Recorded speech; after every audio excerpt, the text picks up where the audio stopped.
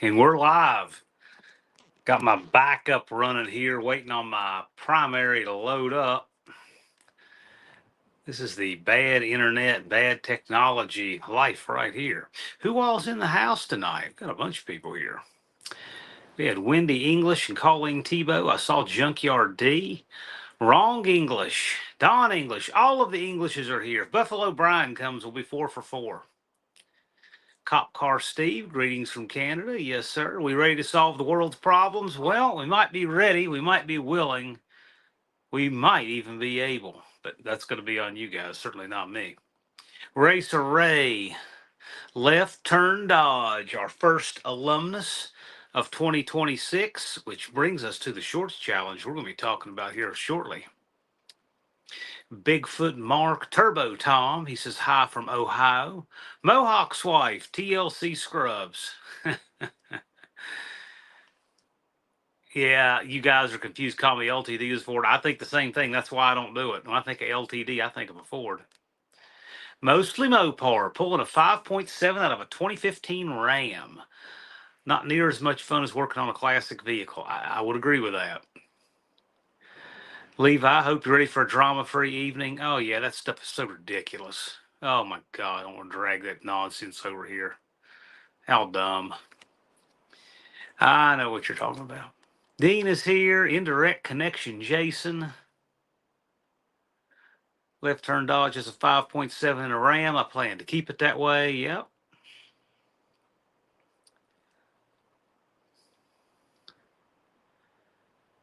Got lots of enthusiasm going on here.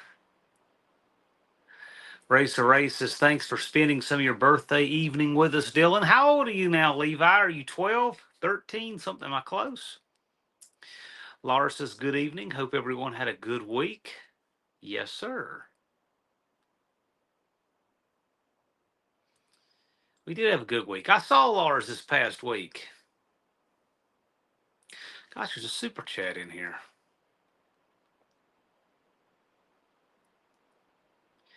Left turn Dodge. When you have a timing failure and bang all the valves into pistons, they don't work so good. Yeah, I hear that about those. Of course, this is all just from answering questions not asked and fixing things that weren't broken with engines.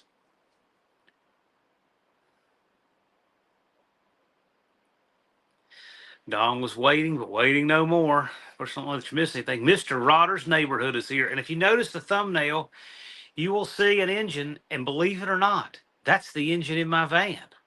Mr. Rodder and I took off everything down to the heads in the short block, and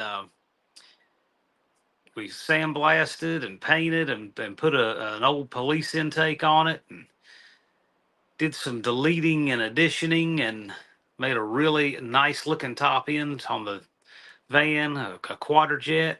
Good stuff. Big James in the house, 30 shorts and 30 call out, 30 days. Okay, you gonna call out 30 people? Yes, we'll be getting to 30 and 30 here in a minute after we greet everyone. Glad you could make it, Dallas. Junkyard D, a tear in my beer, and I'm crying. That's not a bad guess. I'm saying whenever I see it float through the chat, that person's winning a hat. May have to bump it up. The Technology Fund. God bless me with another year under my belt. Cheers to No Name Nationals 26. Good deal, man. Tony's watching on the big screen while assembling the poly. Right on. Mohawk is here. Dealing with enough drama moving your mother-in-law into assisted living. I guess that's one good thing about not being married. You don't have a mother-in-law. Ah, goodness. Wrong English wants to see me put Rich back in the corner overlooking while adjusting valves. Yeah, I don't want everything just get taken over with Rich. I thought when we go up to Don and Wendy's, I'd just take cardboard Rich. So we took him up, made a few shorts, but that's just not going to become like a thing. I can't have that. That's one reason I want to just give cardboard Rich to Rich.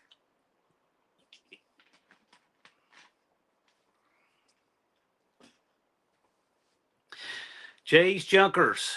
I started doing my 30 last Friday.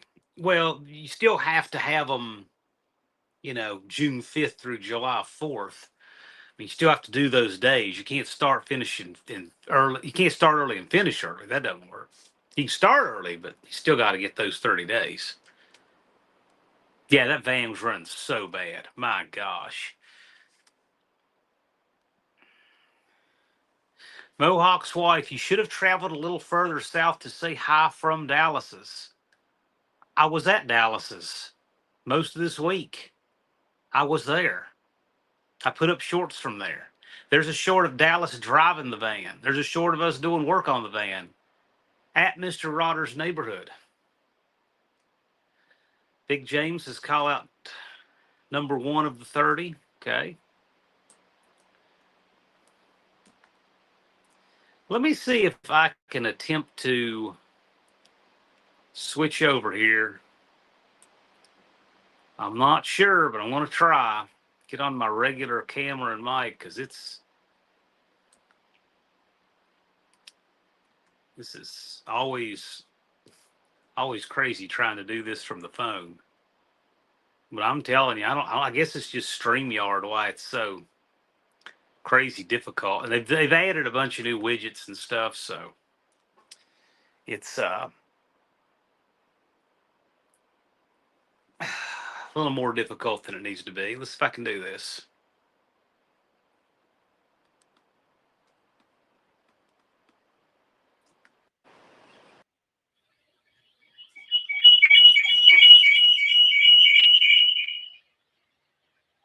All right. I think that works. Can everybody hear me?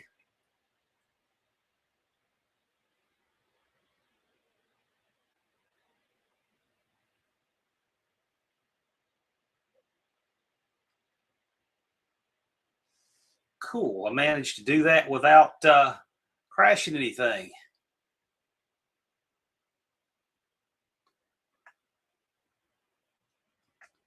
Check my settings really quickly. Yeah. Good deal.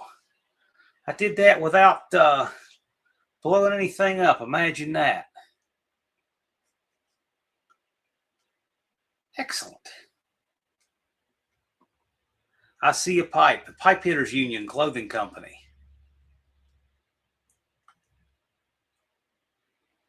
JB's little shop, knee deep in stuff. Yeah, let me tell you, this trip down there to Dallas's was working thrash every day. It was not a trip to hang out. I saw Dallas and Lars drop by for a bit on his way back from work. Not a shirt I would expect to see him. Well, this is the Pipe Hitters Union Clothing Company. If you've ever read my training resume or all of the stuff I did long before YouTube, it would make sense to you.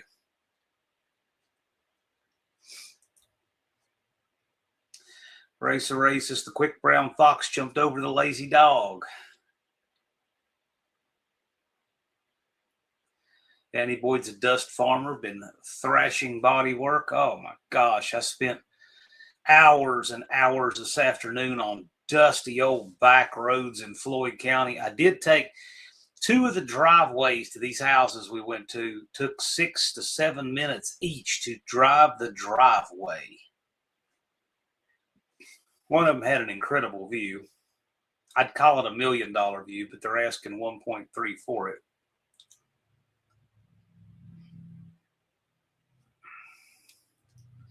Indecisive Garage Tim, happy Friday. Good to see you made it home okay. Yeah, I didn't leave until almost just about 8 o'clock p.m. Central Time. And of course, you know, when you go, it's a 7-hour drive, but you go forward an hour going back into Eastern Time Zone. So I got back at 3:56. At 3:59, I was laying down to go to sleep. Gen X Empty Nesters, hello.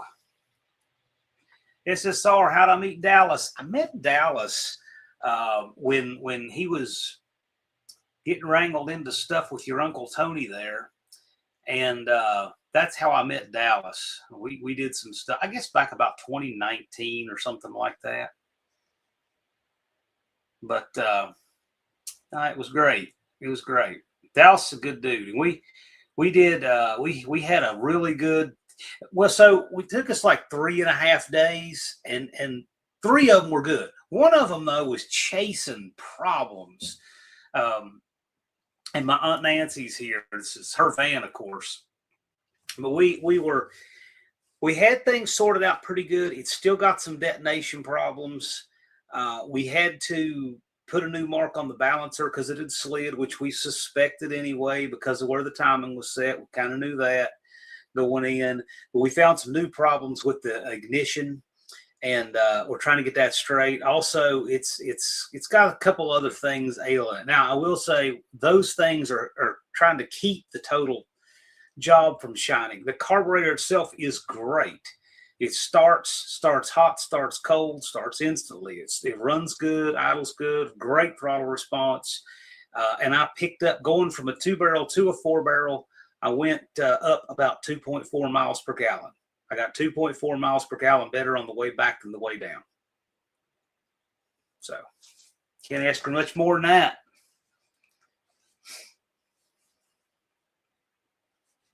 I mean, it runs great. Looks great. I just need to get some ignition stuff sorted out. It's got some detonation problems, some timing problems. I had 2 distributors, and neither one of them are exactly what they need to be. The one on the van came with, if you look down in there, it's got big old heavy springs on it.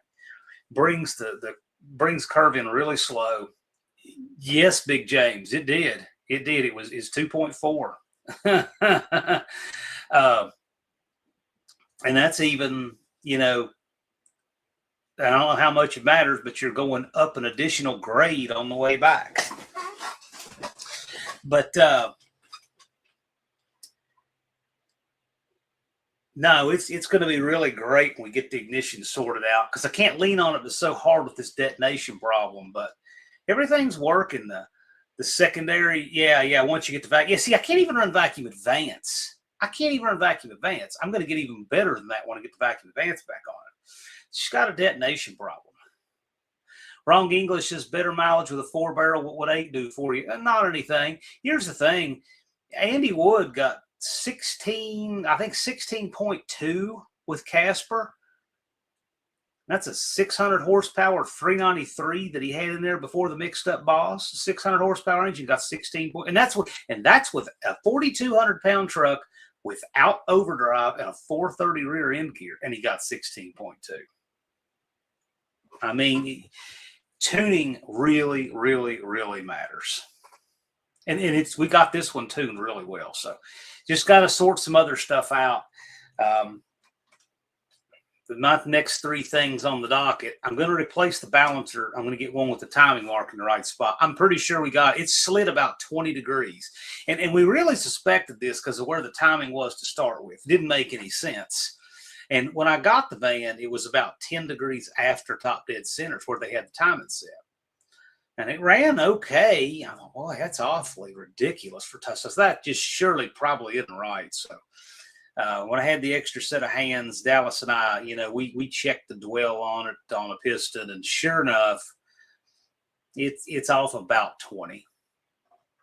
And then the funny thing is once I found it, I put a little mark there, and then when I was noticing in the timing light, I could see this really faint remains of a Sharpie line where somebody had done that in the past. And it definitely wasn't going to be the guy I got it from. So there was some shop somewhere who probably noticed this problem then. You couldn't even see this mark, but in the strobe of the timing light, you could just barely see it. So that's kind of wild. I'm going to replace it, put a balancer on it. We're going to, check it, make sure it's right. Do that. I'm going to get a distributor curve for it with the right vacuum advance. I took 2 distributors with me. One of them is a really nice early 360 low mileage distributor. Bearings are good. It's clean. It's great. The problem is the advance curve is crazy wide, and the vacuum advance didn't work. It didn't matter. I couldn't run it anyway. The one for the van, the vacuum advance worked. The curve is slower, but the distributor itself is just janky. The bearings got slop in them. And when you put that one in there, you can watch that timing mark move around like this. When I put the one out of the 360, it stays pretty steady. I wanted to take 2 and put together to make one, but we just decided not to go that way. I'm going to get, I've got a nice 72 sitting right here, actually. I think I'm going to send that one off, have it curved, and the right vacuum advance and everything, and then drop that in there. Oh, and lastly, I'm going to get a set of stainless shorty headers for it. Stainless shorty headers, and then some lake pipes. And then go back after this timing and fix the problem. The engine, it's got a ton of miles on it. It needs a lot of stuff. There's no doubt about that. But because I would say whatever I put on it, including this carbon intake, are going to come off and go over on the new engine whenever I build it. But I plan to use probably a 302 head, 318 with a 4-inch stroke. That's kind of the plan. So this stuff will all go right over on the new engine anyway. Nothing wasted.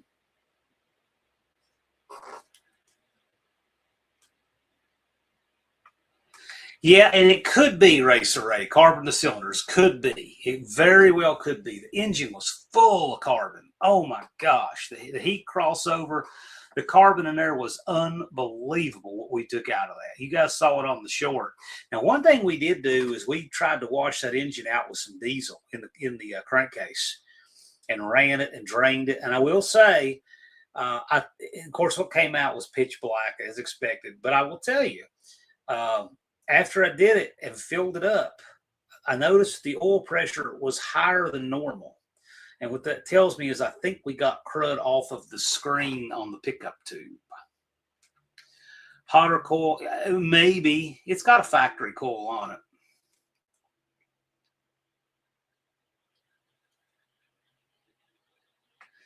Yeah, one speaker. Tuning might need something. Oh, yeah.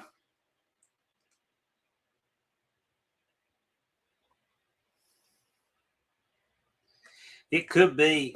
The carbon on the crossover was so bad and so clogged that there's a tab on the head that comes up under it.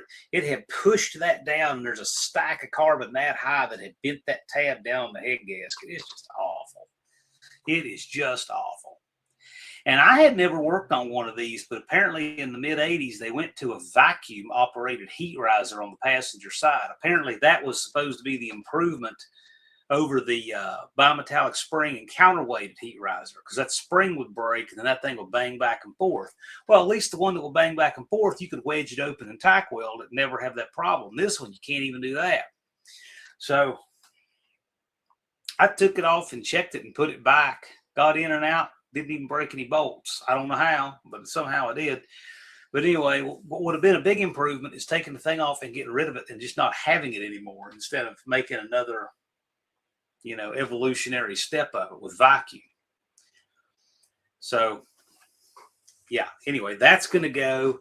As I keep getting rid of all this stuff that it never needed, it'll keep getting happier and happier. Yeah, I've heard that, and we may do that. I'm not at all opposed to doing that. Yeah, pipes.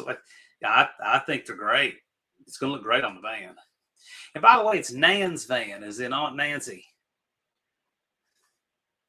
She's in the chat, or was. Big Mike of the Hoopty Barn, LB Bruins, Manic Mechanic. See you all sneaking in here. I went on a tangent there.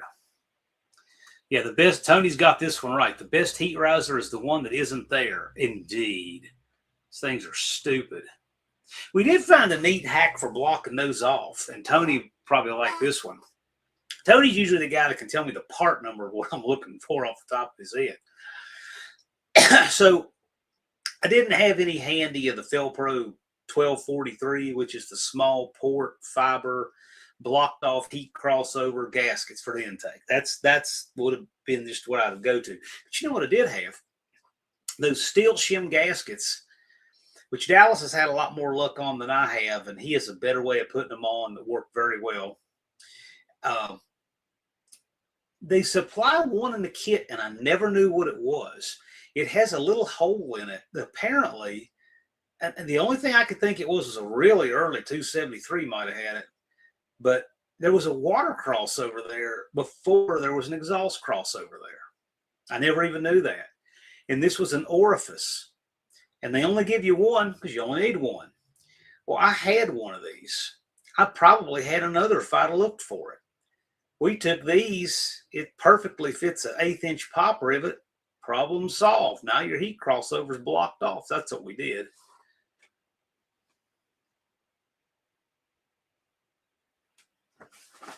LB Bruins, my new spring didn't move today. Disappointed. Going to disconnect the heat riser. I will tell you, I hate all that stuff. Dizzy Izzy, the best family on YouTube, complete with the crazy uncles. Yeah, I would say. That might be kind of interesting.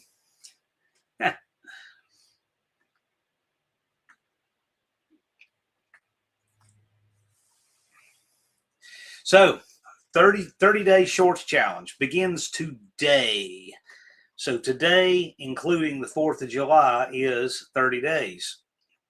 So for those of you who want to do it, you can do it. We always do it. It's fun. I do it. Lars does it.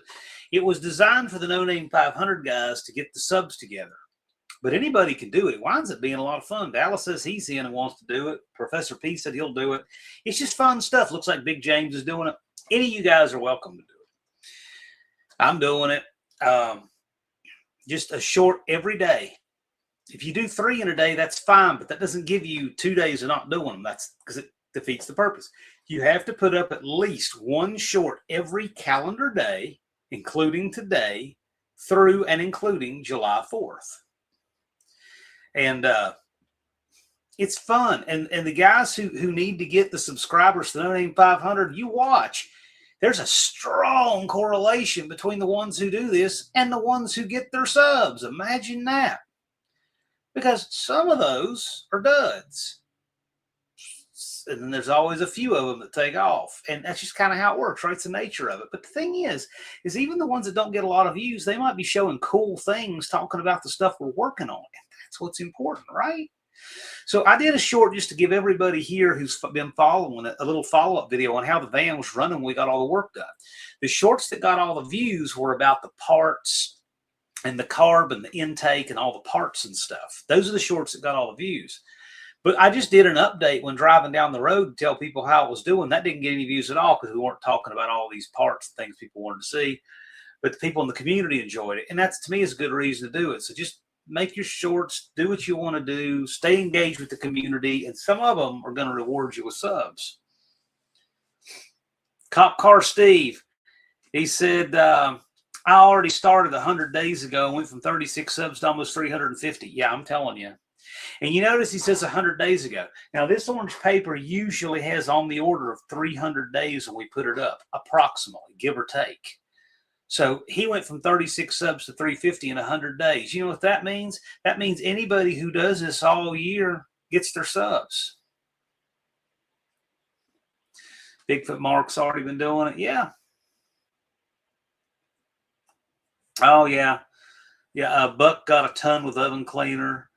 I have one that got 4.3 million views for synchronized shooting at Thunder Ranch.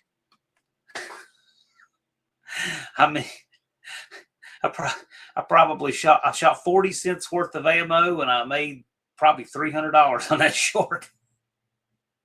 Of course, you know the balance of everything. I certainly am far in the red on that, but Indecisive Garage says Ed and I are doing the challenge as well. Yeah, it's great. Dan, the IT guy, says, love the 318 content, full of carbon. Oh, gosh, really, was it ever? Yeah. Well, the next steps, though, for the van, those that are following it, we did this because that other carburetor was so messed up and it was worthwhile doing, but it's not working miracles for the engine itself. The next step is I do want to build a 390-inch 318 stroker, and it'll have the Quadrajet. And we did a lot of this in preparation going to this. This work is not wasted. This will port over to the new engine. But this is going to make, is already making the van much better and more drivable. You know, it depends what you do, Big James, but you are right. I actually did a test last year on the 30-day short challenge. You can see it on my channel. I had an AR-15 in the title of one. I put up the same short, took it out of the title, and I put Freedom Appliance. I got twice as many views. Yeah, YouTube does definitely censor out that kind of content. Absolutely. They actually took down my everyday carry video from 10 years ago because they said it violates community guidelines. It absolutely does not. You can read those. It does not. I'm not offering anything for sale. None of that. No guidelines broken. The problem is you can't even review it. I sent my review in, and in the same refresh of the inbox, I got a denial, which means it was just automatic. It's technically not reviewable. They just lie. There's no wisdom over there. You can't talk with anybody over there. It's really disappointing. The video was up for almost 10 years. Just ridiculous. They have machines and AI. They got computers looking for things, and it's basically programmed to go after basically anything of the patriarchy. How about that? Anything in the realm of that.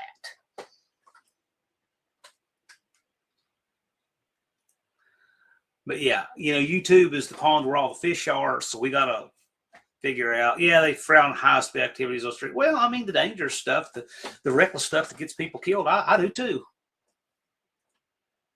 I mean, these people that just recklessly risk people's lives on the street because they're too cool to go to a drag strip, yeah, I frown on that myself.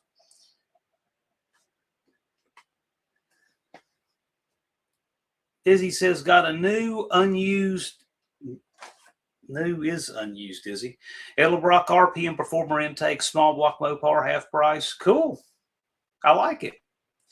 Yeah, I'll tell you, I didn't realize, I forget how heavy an iron intake is because I so rarely pick one up anymore. But this, the one I put on the van was a factory iron 318 police car intake. And oh my gosh, was it heavy. It was so heavy. And what I think what made it worse is it's not just picking it up. It's in a van, you have to put it in through the interior. And while it was completely clean, as it came out of the blast cabinet, it was just like, oh man, you got to reach way in this awkward place. So we had a board that we set in the floor and laid it all the way up over the valve springs toward the valley, a little 2x4. I got on one side and Dallas on the other, and the board let us hold the weight of it because you can't hold the weight way out here. You just can't. You'll crash down on your gaskets and move all that stuff. So I was able to slide it up the board, and between the two of us, we were able to ease it down on the gaskets. That was a good way to do it. So we had to figure out the way to do it on a van. You know, car truck's not that hard. You just stand up over and pull it out. And of course, aluminum, you can just sit on there like, you know, like it's nothing. So we had to figure out a few things, but it's great. All those leaks on the top are. So here's the thing: even though I can't really just stand on it into the secondaries because of problems with the engine itself have nothing to do with the carb intake swap, it still solved a bunch of problems. It still runs a lot better, drives a lot better, get better gas mileage, starts easier, all of that. So I'm really glad we did it. Try working on a rear engine motor, coach. There's some stress. No, thanks.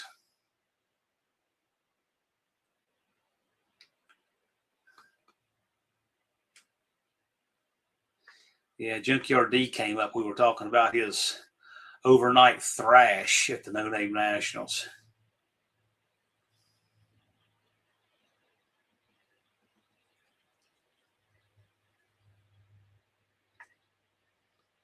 Yeah, there's no wisdom at YouTube, and that's a real shame.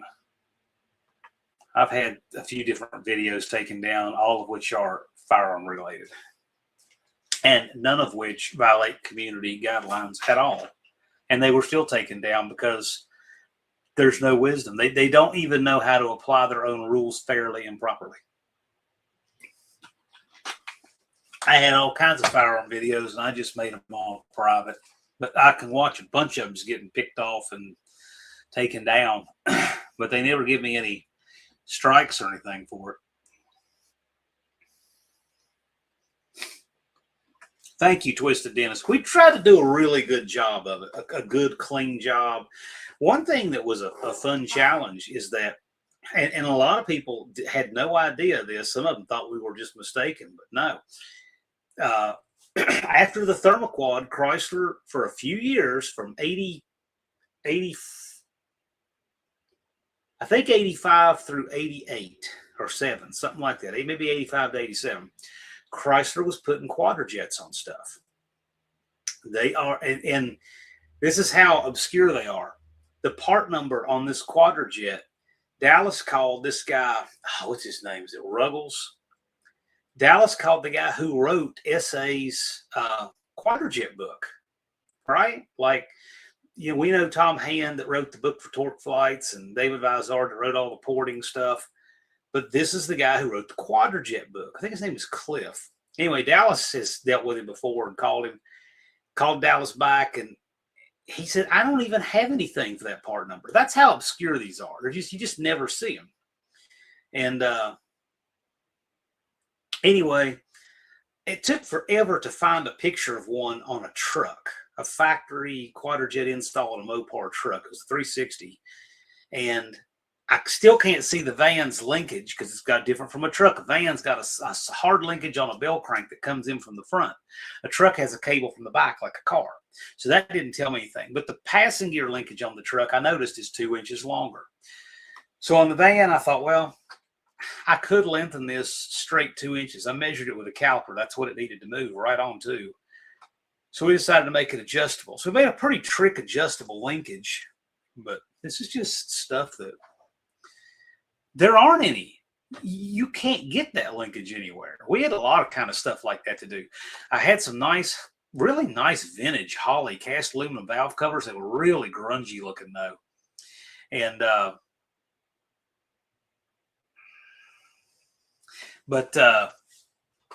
anyway, we cleaned and scrubbed on them and cleaned and scrubbed. They actually cleaned up pretty good. They look pretty good. I decided to run them as is. I was thinking about painting them, but I decided to run them natural because they cleaned up nicely. But the big thing was, on a van, you have to have your fuel grommet in the left front. You know, and then you have to have a breather opposing it, the PCV. So we didn't have a lot of latitude as to where to put stuff. But it turned out really good because we got it, but it was hard to make all that stuff. You can't find these pieces. So we relocated the PCV. The shame is this process would have taken hours less if the valve cover had had the PCV and the oil fill reversed on the valve cover. That would have solved everything. But, you know, it's just not like that. So anyway, got it all sorted out. They're on there. They don't leak. They're great. Just really good stuff. You know, everything on that van was kind of one-off and custom, but it sure did work good. And it looks great. Yeah, and then this is from Dallas. He said, the only reason I was aware of the Mopar Quadrajet is one of my old Navy commands had a 15-passenger 1987 Dodge van, a maxi van, with a 360 and a Q-jet. I have never seen a factory one in person. I have only seen one that has it in person, and that was the swap we did. Dallas has seen two, including one factory and mine. It's pretty obscure. But the combo works great.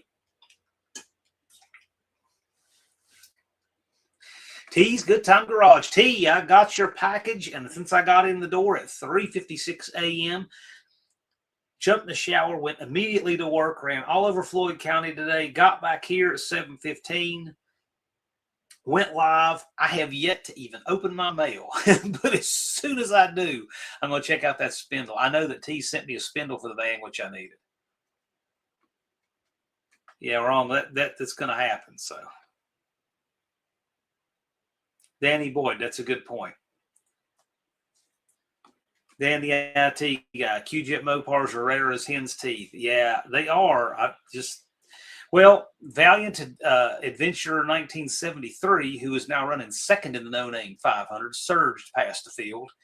She has one, but I'm sure that one is not factory. But it's cool. It's just, Yes, Dennis. In the 80s, they used Quadrajet. Yeah, they did. I think it was from something like 84, 85 to 87, something like that. They used a handful, not many, but they're out there.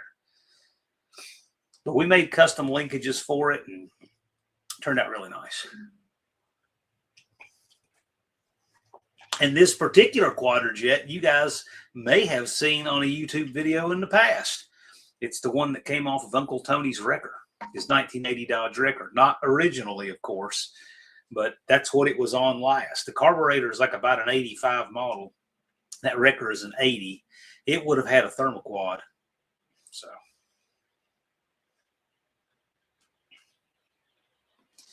Dallas says GM, Ford, AMC, International, and Ford all use QJ and Chrysler. Well, Dodge would have anyway. Well, I hope it's exactly what you were hoping. Yeah, I'll open it, I'm sure. I just have not had any chance to do so. I got mail in there I haven't even opened yet. I did. I got back at 3:56. At 3:59, I was laying down to go to sleep. I got up early, got up regular time. I didn't even sleep a few hours, and got rolling. Engine Light Garage says, I've got the wife super excited to get her 500 and race her new car we're building. Is she registered? Because I will tell you, that's what puts people on the map and lets you know that they're trying. We will have a second female in the field. We have one right now. Okay, cool. Well, hey, you know what?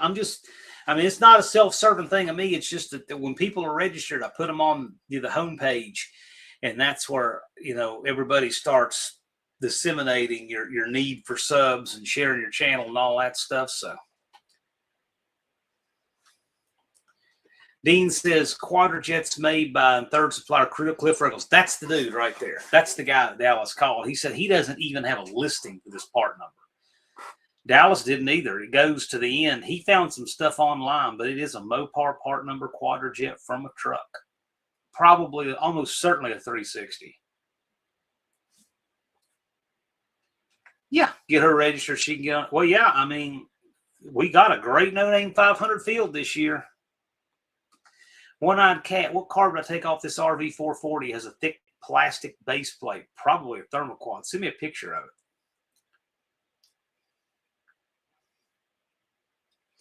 Dean says there's plenty of them. Well, define plenty. You don't see them.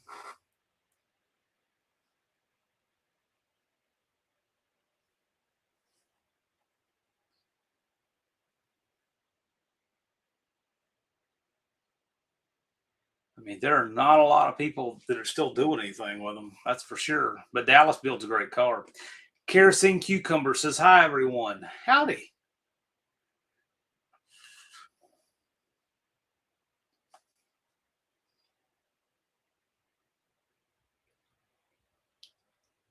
On the shorts challenge, I don't know what I'm going to put up tonight. I've got some options. I've got a few different things I've shot, and I have yet to. Yes, he is the guy who wrote the essay book. Quadrajet killed the Holly Star. Not hardly.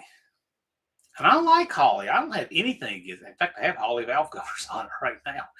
I don't have anything against Holly. I grew up running Hollies and everything else. The first 4-barrel I ever did was an Edelbrock ABS off of a 60-something C-body in the junkyard. First one I ever did. Dean says police option on passenger car in bodies 84 to 89 trucks. You just have to do the option. Yeah, that's exactly right. The police car. That's what my intake is. It's one of those. and then the carb is the truck carb. But it's got an obscure number on it, and he found it, but it's not much print literature. Engine Light Garage says, just an off-the-wall question, but would anyone happen to know where I could find a 1.0 intake and possibly a carburetor to go onto it for Geo Metro, a 1 liter? I didn't know that any of the Metros were carbureted. I thought that the Chevy Sprints were carbureted. And then when the Metro replaced the Sprint, they went to fuel injection, I thought.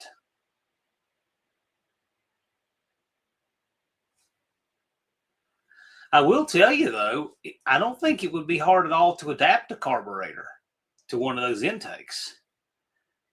I mean, if nothing else, just cut it out and weld on a carburetor pad. You're trying to convert, having problems out of my EFI? I'd fix the EFI before I'd convert it.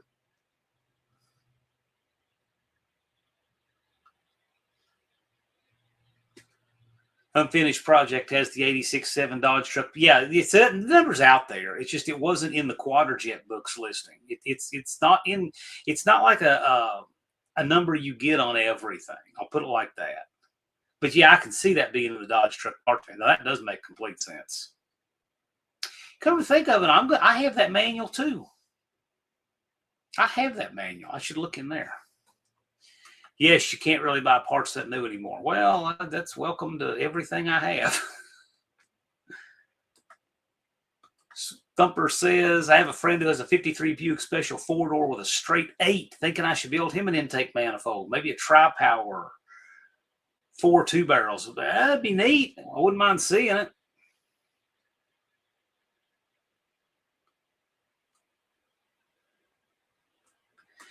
Bigfoot Mark's running 2 Boost Reference 750 Brawlers.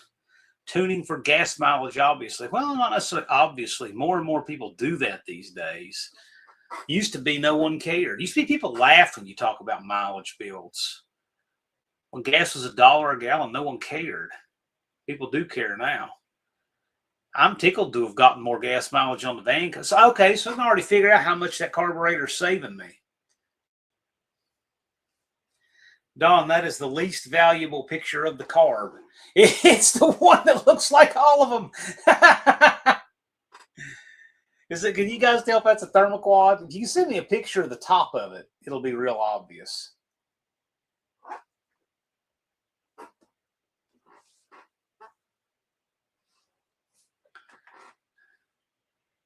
It is a spread bore, so it's obviously not a Holly or Edelbrock or Carter or whatever.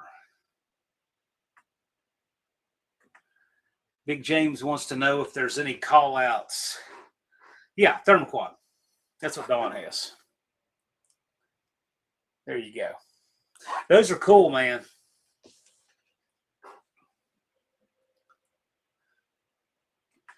Dizzy says my 750 double pumper says performance on the body and all 4 open together. Well, that's how they're supposed. They should do that. Big James, do you know offhand? I think they made them 2 different ways. They had one that was sort of a progressive linkage. The front 2 would come open part way, then start taking the rear with them. I think that's how most of them were. And then some of them would take all 4 together.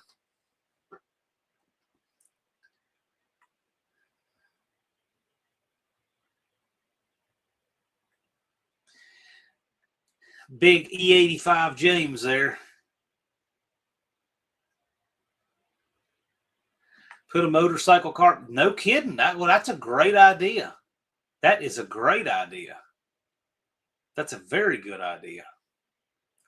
Or you could probably just stick like 148 IDA Weber, something like that. I don't think that will be that hard. A motorcycle car would be ideal. Mohawk said gas was $3.52. It was mid-3s in Tennessee when I was there. It's $4 here.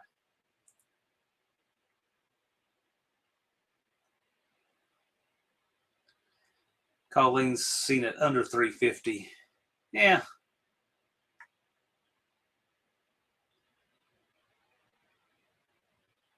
Jay's Junkers calling out Valiant. Yes, that's the rivalry I wanted to see, because those are the two I think that are going to surge through the field of the No Name 500. That's the one I want to see right there. This organically works, but I'm excited about that.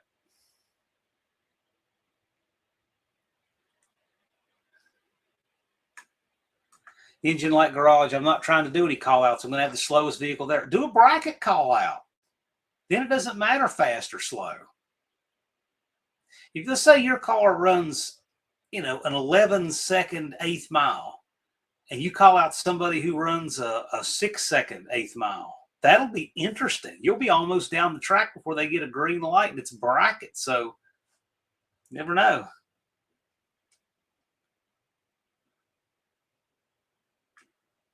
Yeah, that's a good point, James. Does it say performance or performance? Right.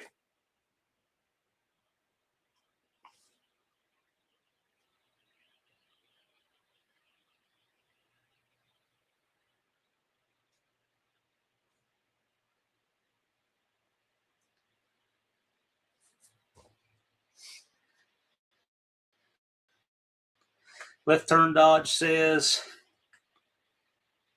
he's got 3 thermoquads in my giveaway pile, along with 6 cast iron 4-barrel intakes. Wow.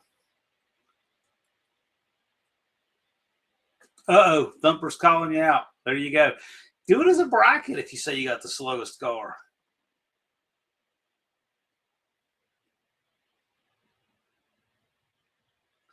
Hot Rod Guy Garage, Russell's here. Left Turn Dodge called out most of the Mopar. Yeah. Get the videos out of your call outs. That'll be exciting. Must be nice for gas to be that low.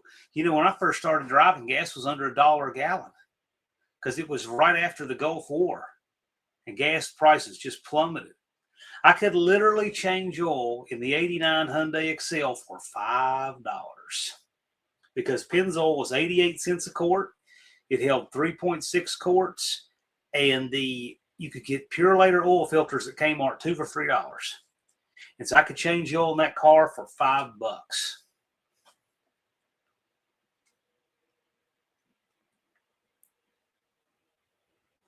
SSR, so is Jay's Junkers and Valiant Adventure both in the 500? Yes, they are.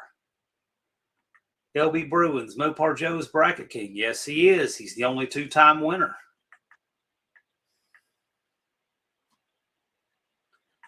Heaven's Mopars is one of the main reasons people don't like 6-packs. They're too hard to keep them all tuned together. That's one of them. The other is just straight up cost. Cost is terrible. But, yeah, takes some tuning know-how. If you want plug and play, that's not the right setup.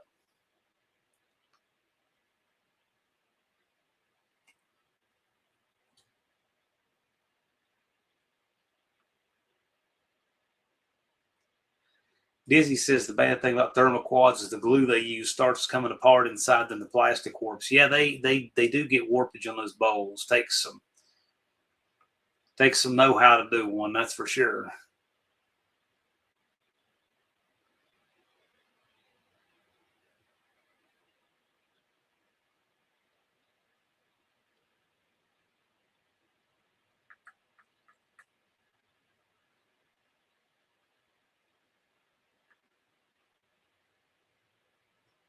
We got some call-outs rolling in, Big James says. Good. This is what the first No Name Nationals was built on. We need that. Keep them coming. Yes, sir, do. Big Mike's been traveling, so he sees $3 a gallon gas, in middle America, and it was $4.89 in Arizona.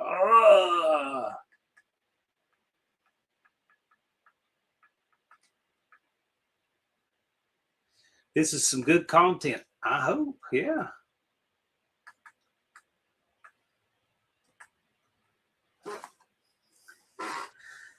I'm going to put up a short. I've been running so crazy. I'm going to put up a short after the live tonight, so I'll get mine in for June 5th. But you'll like it. It has Dallas, and it has fire. I got a few in the bank just because I've been rushing, and I haven't put them out. I put them all out kind of real time with the van because I wanted people to have them. LB Bruin says, I still have a receipt for 59 cents a gallon R12. It was 89 cents a can. So I think we're talking about two things here. 59 cent a gallon gasoline and 89 cents per gallon for R12, I think.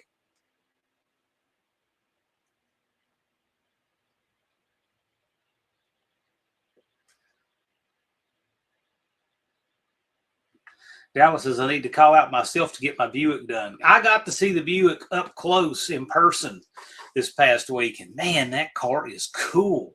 It is so cool. They got the roll bar in it and got a lot of paint stripped down. They're getting ready for paint. It's really cool. Coming together great. And that thing has a 9.3 Pontiac rear end. Looks like a rear end out of a cement mixer or something. It's a gigantic rear. Oh my gosh. He'll never break it. I was looking at it thinking, I can't even imagine why he would ever need to back brace that thing. It's going to have to be the strongest part of the car. SSR wants to see the Buick there. Well, he can do it. He can do it. It's got a lot left to do, but it's stuff that I think can come together quickly. He's got a lot of the big components ready to go together. LB Bruin says Citgo gas, 1979. Regular 5% leaded gas, 59 cents a gallon.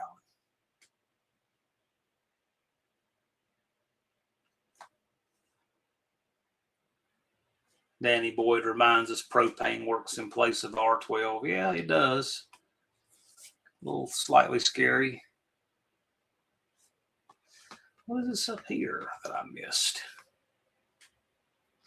Manic Mechanic calls out Indecisive Garage. Get your channel, man. Get your subs together. Get your channel. Get registered. Declare, just like your dad did. He ran the No Name 500 last year and made it. You can run the No Name 500 and do it. That'd be cool. Or integrate onto his channel. Either way, some people have done this twice because they enjoyed it so much.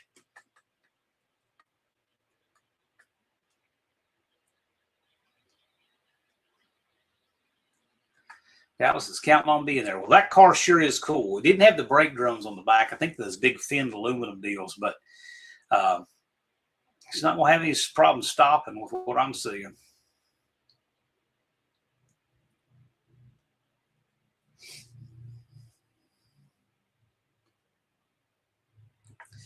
SSR wants Dallas to bring his Quadrajet stuff to the dyno day. We got a little work to do. Yeah. I was trying to learn what I could about that carburetor. It's kind of different. It's got an incredibly small float bowl on it. But it's a better design than that horrible 2280 Holly float design. Much better than that.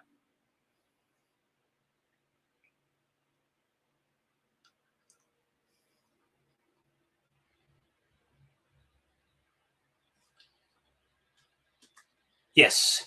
You've integrated on his channel. Yeah. Call him out. Do it. Sounds good to me. I like it.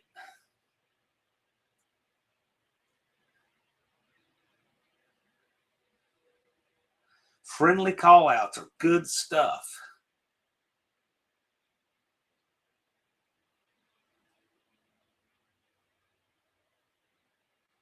Left turn Dodge has air conditioners, duster. I don't have air conditioning in anything. Indecisive Garage, we're both barely started their No Name National build stuff. So yeah, you got a lot of talent though. It'll happen.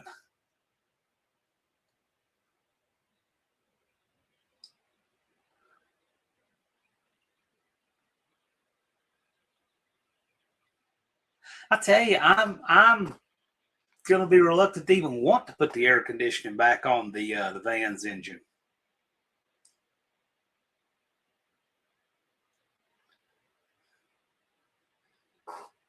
I mean, it turned out just so nice. You know, I hate to cover all that up with all that AC stuff. It's just so much better. Got everything routed really clean, nice. Nothing leaks anymore. Very, very nice.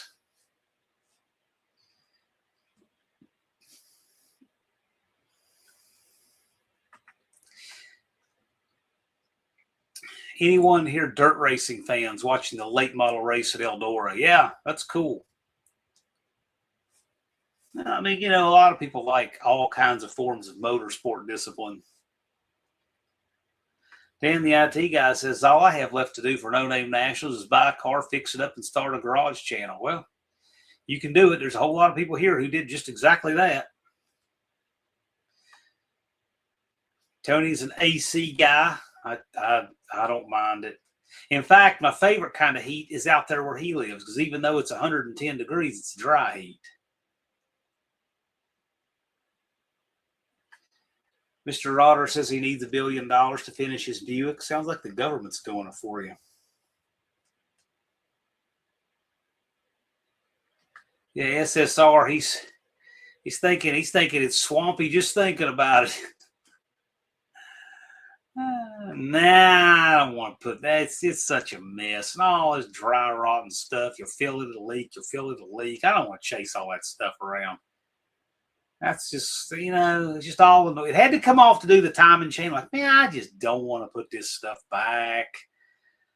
I mean, I practically need to replace every piece of it anyway. So I don't know. I got it. I can put it back. I just kind of glad to have it out of the way, to tell you the truth.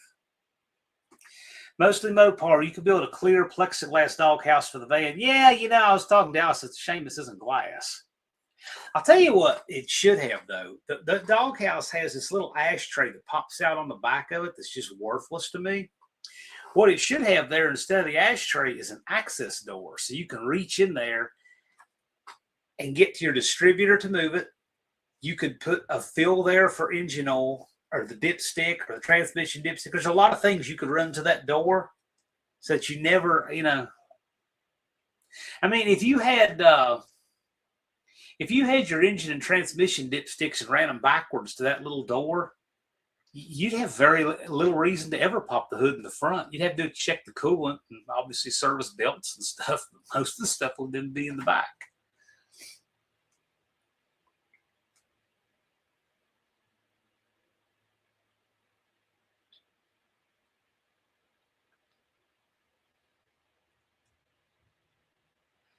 I don't know what you could start smoking goes with, but the answer to that is definitely no.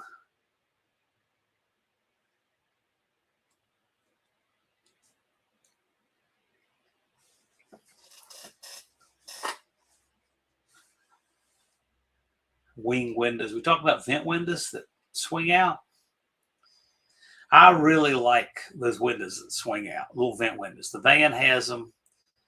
It's just something cool that cars should still have.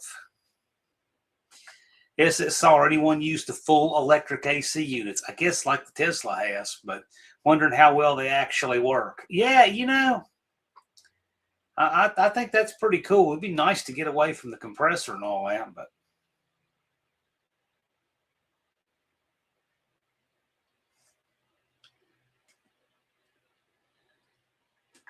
Dean says that Mopar made a factory 318 and 413 8-barrel. Yeah, I believe the 383, though, was the tall deck, obscure one. Had the little tiny bore and the really long stroke. It was like a 403 bore and a 375 stroke 383 RB, 1 year only, 1957. I think that's the one you're talking about.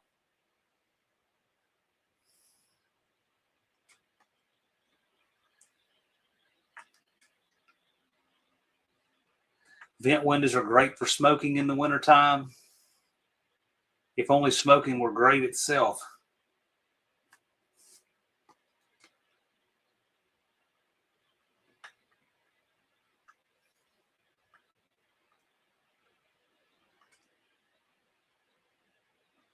$59. I don't know what that goes with. Got to remember, I don't have context to know what all this stuff goes with.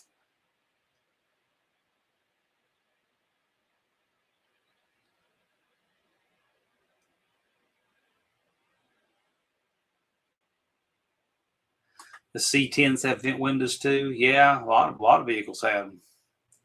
I think the Camaro didn't have it in 68. I think only the first year, 67, had it. And then, of course, the Duster Demon Dart Sport didn't have them. But Darts and the Scamps, Valiants, they all had it up through 76.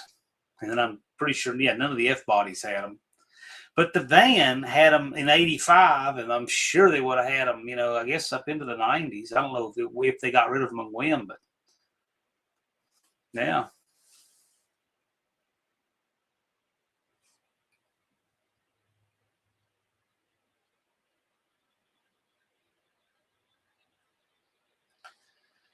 Okay, it was 59 was the tall deck, 383.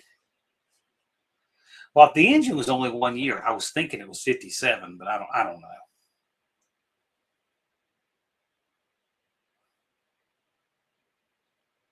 Novas had them until 19,872. He means 1972, of course. Here's something that I hear every year. So just saying, we'll need testing time before No Name Nationals.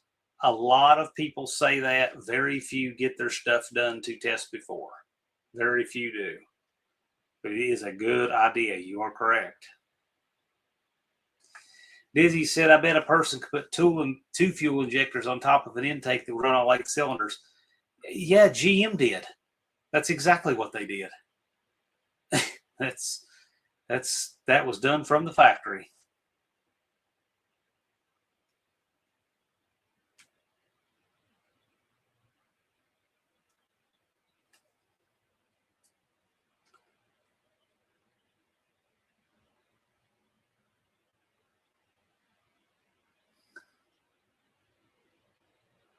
Old McDonald says the vent windows have a tendency to direct bees to your crotch at high speed. Well, I guess it depends how you open them and where you're driving. And I've never had that happen in my life. 92 Ford had vent windows. Yeah, I'm thinking they had them up through 96. Yeah, Mopar had the TBI too. Yeah, they did. I think GM may have had it first, but yeah. Yeah, Dizzy, that's exactly what that is. The 84 cross ram Corvette. Yeah, that was the first. That was the common way they did it with the throttle body.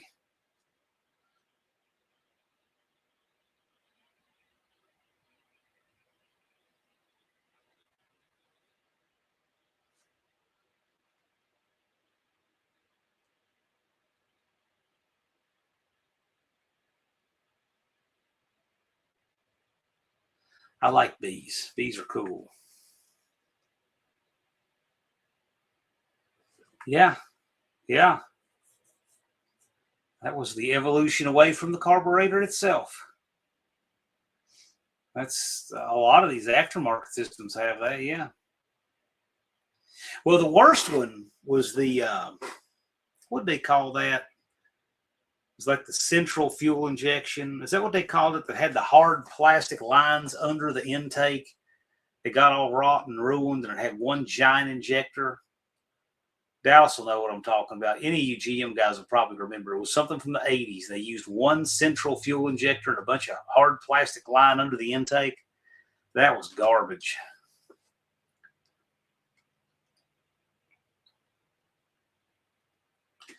Mopars, Mustangs, and minivans made a 330 and a 660-foot line on his street. The Mini is dialed. Good. Dizzy said, I viewed them as a 2-barrel carburetor. That's because that's what they evolved from. That's why it makes sense. If you look at the early cars from the 1900s, the early 1900s, they looked like carriages for a reason, because that's what they evolved from. So it makes complete sense that they would look like carburetors. Yeah, Thumper calls them spider injection. Yeah, I've seen it. It's on the 4.3s. There you go. Central sequential fuel injection, 96 to 99. CFI was the word. Yeah, it was junk.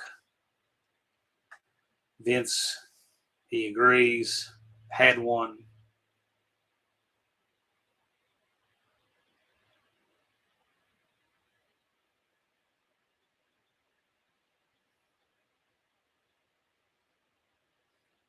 As he says, showing my age. And well, I mean,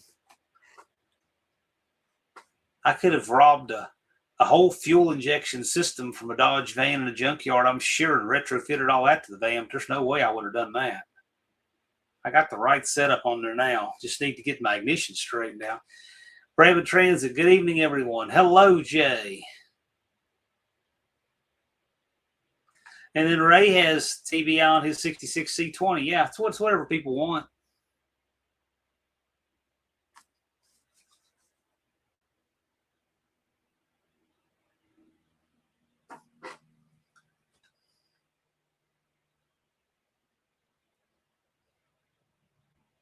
Huh. Blue Grit says my 95 F250 has vent windows. The right one was replaced with the wrong year, so it opens about a ½ inch before hitting the interior door panel. Okay, I'd have to look at it to see. I like those Ford trucks, that vintage. SSR James, have a good evening. If there's any more call-outs, keep me updated. Sounds great. Thanks for coming by tonight.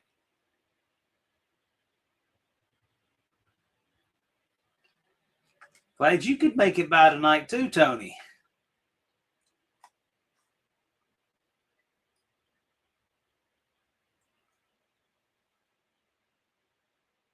For those in the chat, how many of you guys are posting a short today? Have posted or are posting a short today to get in on this?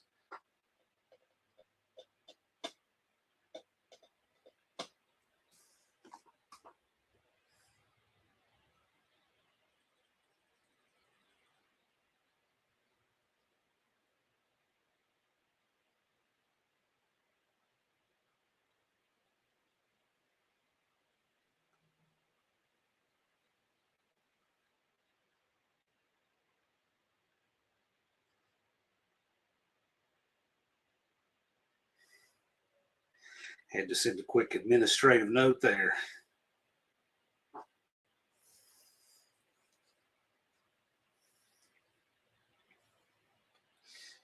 Jay put it up. Racer put out 6. I've never had much luck putting out 6 in a day.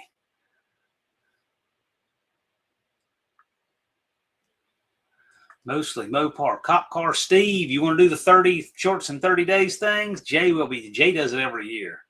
He crushes it. UP's got a thumbs up. Cool. Well, I think it's fun. I enjoy it.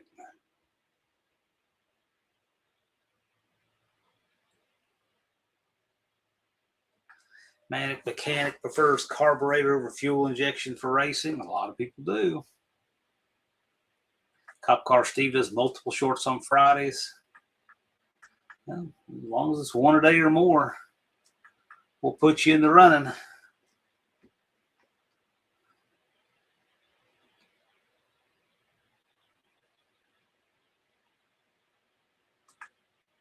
The poly block short is built. The poly short block is built. There we go. Minor upgrades. Cool. Izzy says 69 Furious vent windows last year. I think that may be. Yeah, I'm thinking that may be. On that car, obviously. A-Body's had them a lot longer.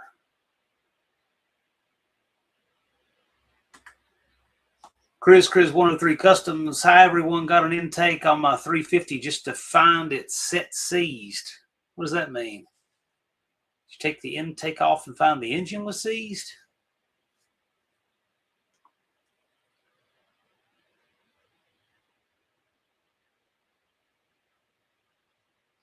Tony, I found that 2 worked just fine, and the third one. Left turn Dodge, his 02 van had no vent wing. Yeah, they got rid of it somewhere in there, and they made the van up through 2003. But I don't know what was the last year for the vent window. So we'll see if we can narrow it down. My 85 does have them. His 02 doesn't. So somewhere in that 17 years is when they stopped.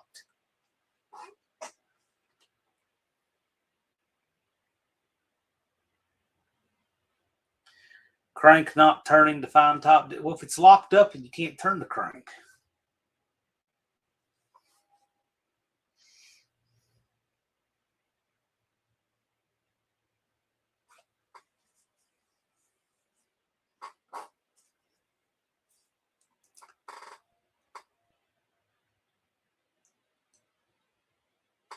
I mean, there's no point in finding top dead center if you can't turn it.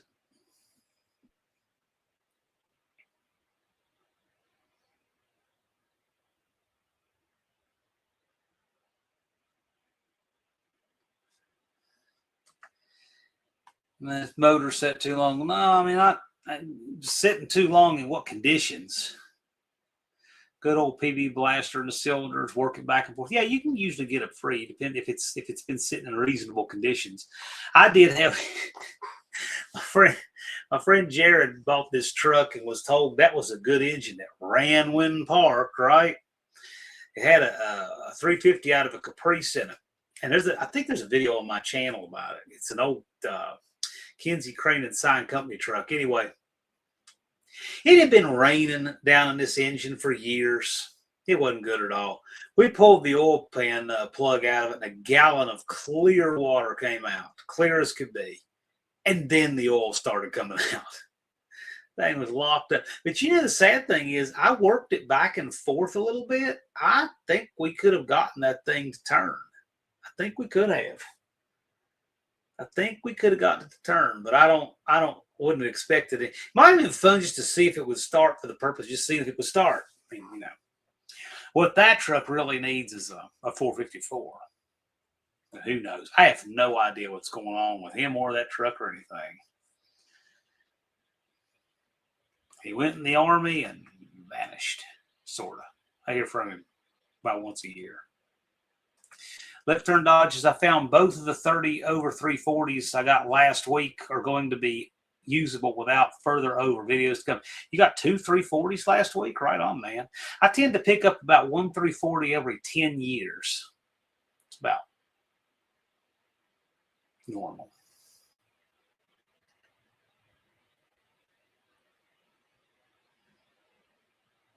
That as cool as nostalgic as 340s are, I mean, the one I'd want to build for you know, high performance use really would be the roller lifter 360 block.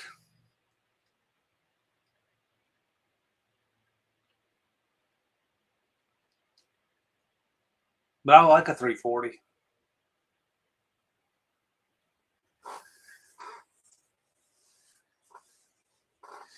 Five 360s, yeah. I don't know how many 360s I have.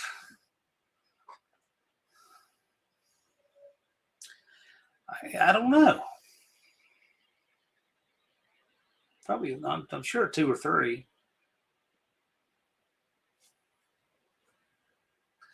Rabbit Trains the J. I need to figure out a good call out with my dart. Yes, sounds good.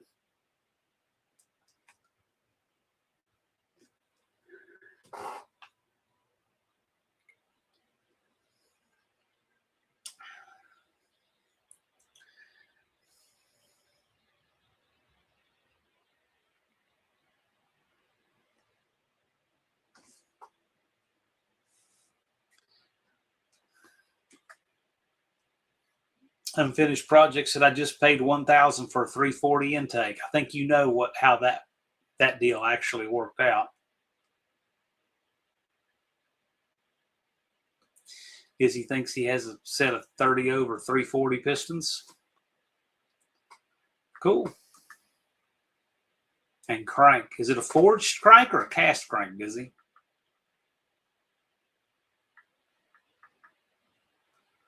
.360 was in his trail duster. Yeah, sorta. I know what the asterisk with that is. It came in a gigantic white box. Old McDonald has a 71 440, a 360, and a 68 340. Cool.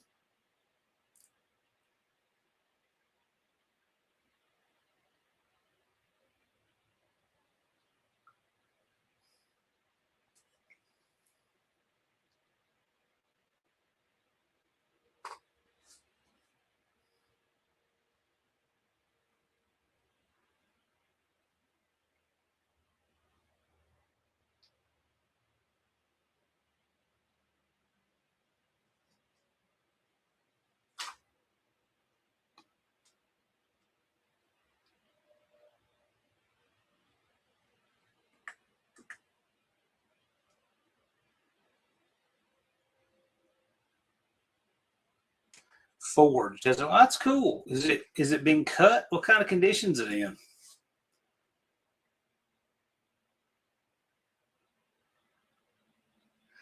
Dakota's here. Says howdy, folks. Howdy, Dakota.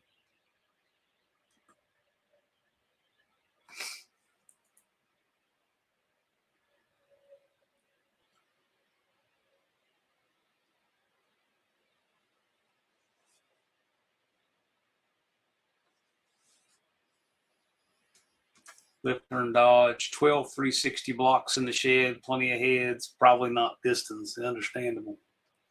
Needs good polish. Do you want to sell it, Dizzy? I could be potentially interested in that. Manic Mechanics, sorry Mopar guys, I only have 1,000 horsepower 6.2 in my D170. Yeah, unfinished project will sell it.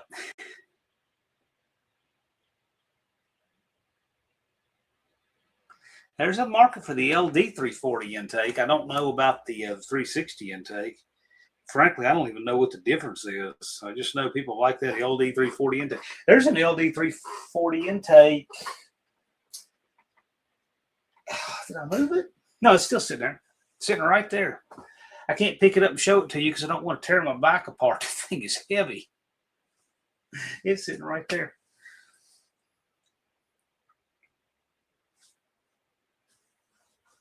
Oh, Dizzy, I mean, let me know what you're looking for. I have 3 of them. 2 of them should have had a steel crank, and all 3 of them came with cast. Tony's got his poly coming together nicely. Ooh.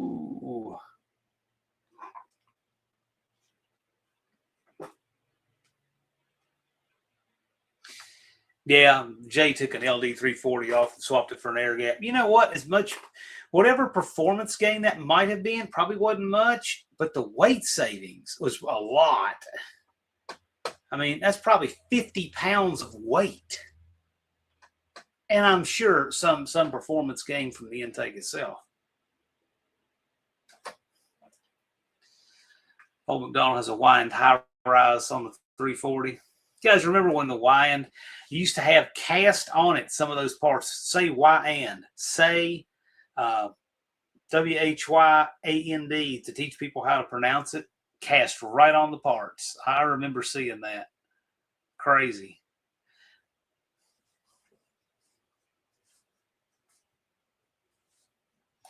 Barrows is here. Howdy.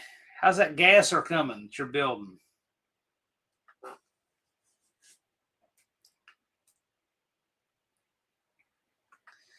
Thumper lost 60 pounds this week.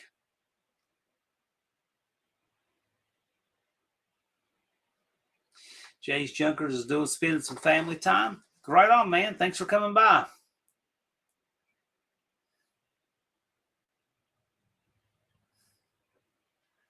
Mohawk says the engine in my Scamp is all iron. Yeah.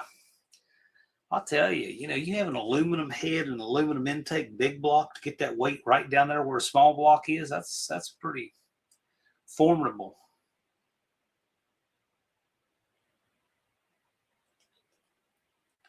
A lot of people don't think about the fact that with the aluminum heads and intake, you get the weight down. Now you don't have the handling problems.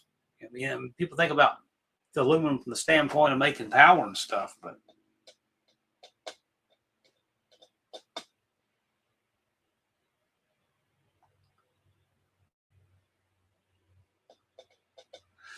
what's that dual plane intake for, Dizzy?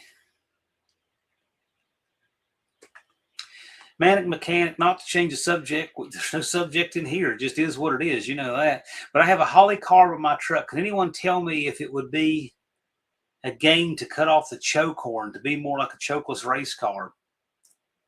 Man, I've seen some awfully fast cars that have that choke horn right there. And I will tell you, a lot of times they need something to straighten the air out into the car. So even if you were to cut the choke horn off, you still need to have a velocity stack to get it in there. So 360, so it's a tall port. It's a 2.27 port, right? Mars Ness is in here. Hello. Lunar Outlaw Garage says, what is good?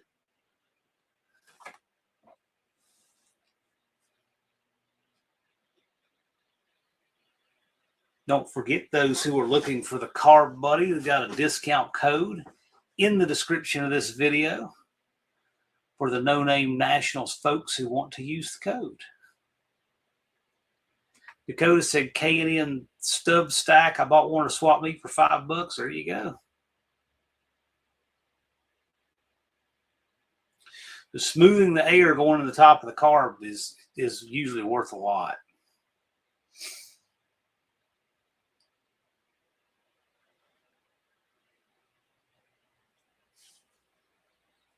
Huh. Blue Grit has an early 69 Boss 302 intake where Ford misspelled the firing as in firing order. Oh, that's neat. That's wild that no one caught that. Because he's got a big yellow Excel coil. Oh, those are cool. $20 now. Right on, man. That's pretty cool. I have the black one right here. I keep bringing it back here because I got this one handy. Right here. Made in America by Lunar himself. Got the tray in the top.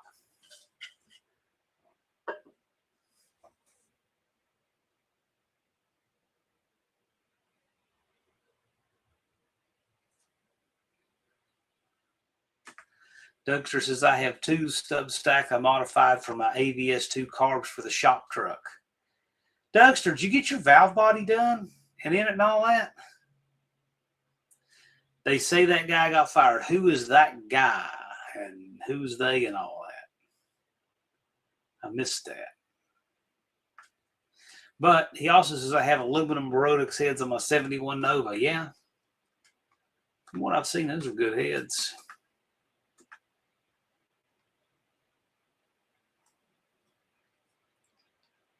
MOC was fired. Yeah, who's that?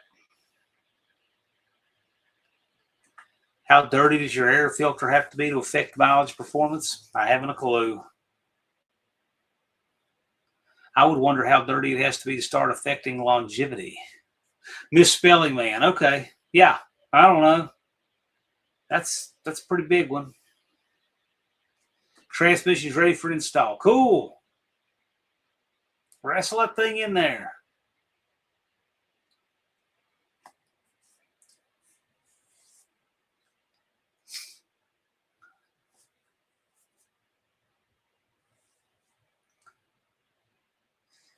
Here you go, Lunar. One-eyed cat wants Carb Buddies. Does it come in blue?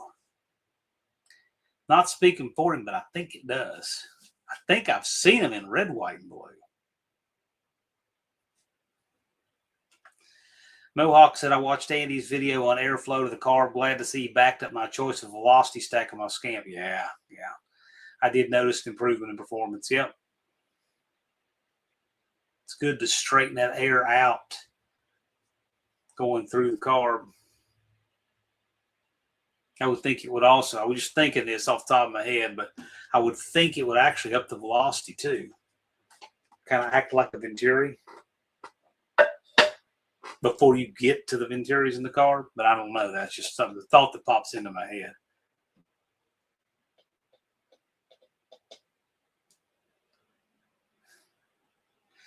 Blue Grit Garage, I'm getting nervous. 111 days and still no engine from the machine shop. Let me tell you, your time frame is of zero concern to the machine shop. That's my guess. Bar's Nest is hard to put velocity stacks on a Mopar 6 spec setup. Well, the shape of the carb is funky, but you could do it if you wanted to. You just have to make them.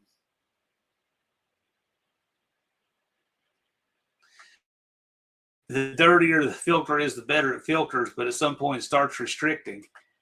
Yeah, I would think too, would also start getting some bypass in there too. Ugh.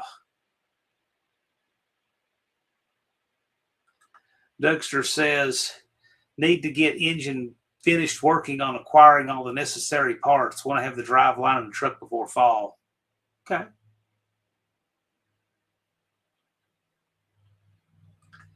Dizzy's thinking of cutting a strip on the inside top of my Carb Buddy. Leave a small strip across to bolt down a speed cone.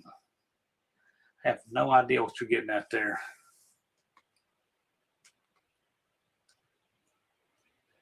Barrows is a chokeless carb, is designed and calibrated to be chokeless. Cutting off the choke horn is the only part of it. Yeah, I mean, it can be tuned. I mean, you can always tune it to deal with that. Lunar says it comes in red, blue, orange, black, pink, and in 1776, which is a red, white, and blue. So there you go, Don. Lunar says, for the past few weeks, YouTube is not notifying me of your lives. I do not know why. I've had this problem. I know a few people who, for whatever reason, YouTube will not let me get their notifications. It refuses to. Lunar says, I can make you a velocity stack. Well, there you go, Don. Lunar can make you a velocity stack. He can 3D print you one.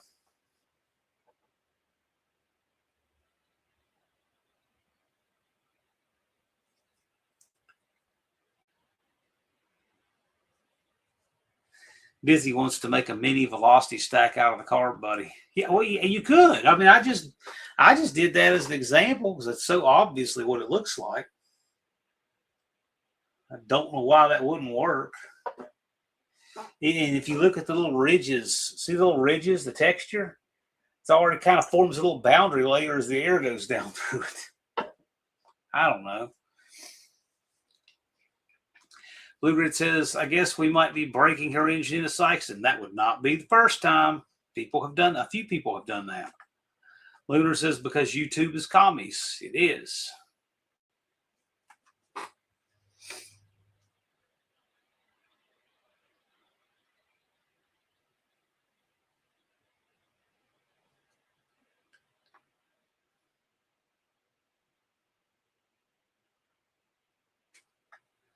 Dizzy thinks it will work and fit under his hood just for racing. Cool.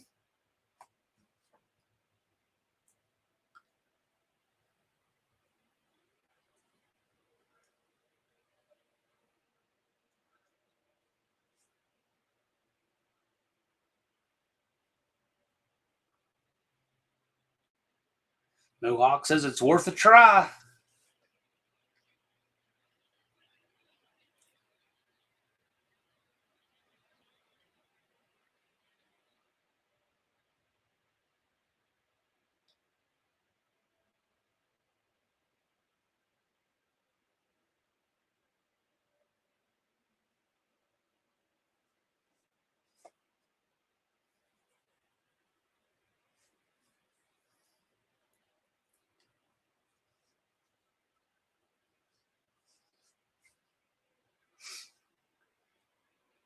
I need to find a 318 balancer, a good one that we know hasn't slid.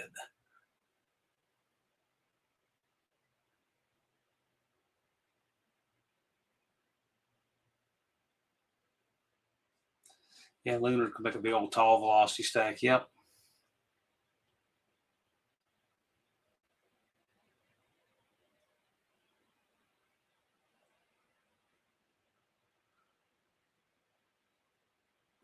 Indecisive Garage. My engine builder told me first week of August my motor should be ready. Not will be. Yeah, I mean, it's the nature of it. It just is.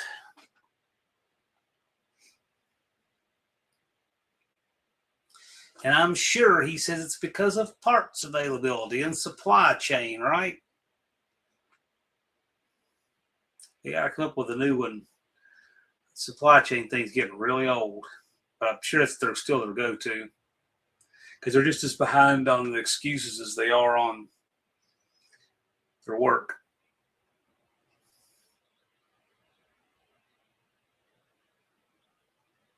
Boy, I know a guy who told me of a weird one. I'm very skeptical of this story. I don't really believe it. Said an engine builder did something like I don't know if the pistons were 23 over or the overbore was 23 over. It was some kind of ridiculous story from him. I don't really believe it. I'd like to hear the other side of that story. I bet it's a lot closer to what happened. Talking about a machine shop that we know of. Blue Grit, can a plastic elbow be made over the carburetor to clear the hood and pick up cooler air at the front of the engine bay? Like a scoop? I mean, my van has a hose that comes out at the high pressure area there at the grill and goes back to the air filter. Of course, I took it off.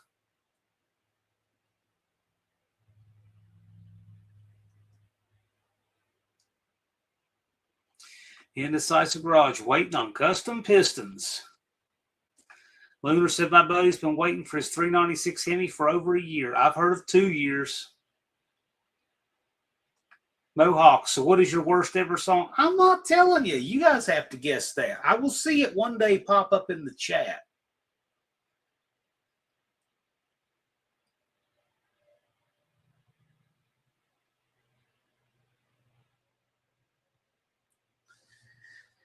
Manic Mechanic says his machine is backed up because he's that good. Yeah, the really good ones stay really backed up. Yeah, they do, without a doubt.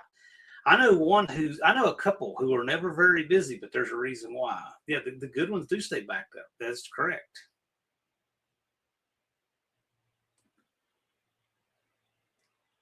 But the good ones also get their stuff turned out too. They just have a lot of it to do.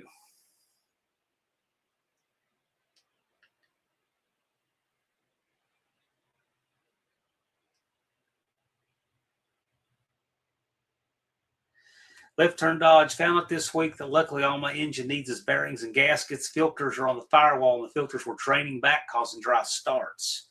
Never noticed a delay in pressure. Yeah.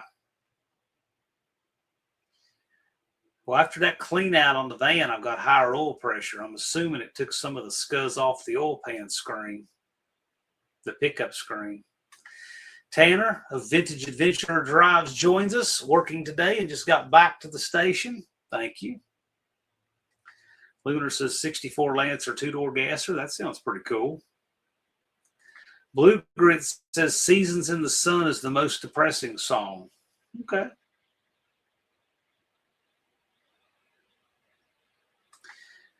Dougster says, what's worse, body shop jail or body shop purgatory? If jail means stuck in the building and purgatory means sitting outside, I think it would depend on whether or not the person has started on it, like ground on it and stuff, then pushed it out to get rusty again. That, to me, is worse. But I've never participated in either.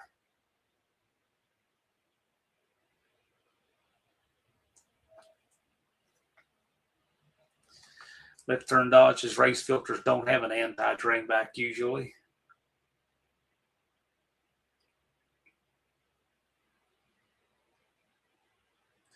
A finished project. I still think it's the get up.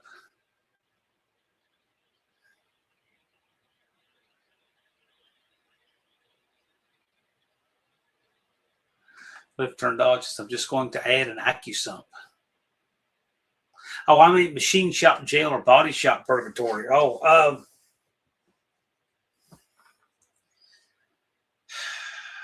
boy, that's a good one.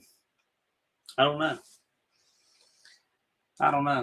I'm going to say body shop purgatory. The reason is because with body shop purgatory, your car is hostage. With machine shop jail, you might be able to throw something else in it while you're waiting on your stuff to get machined. I think so. So I'm going to go with body shop purgatory.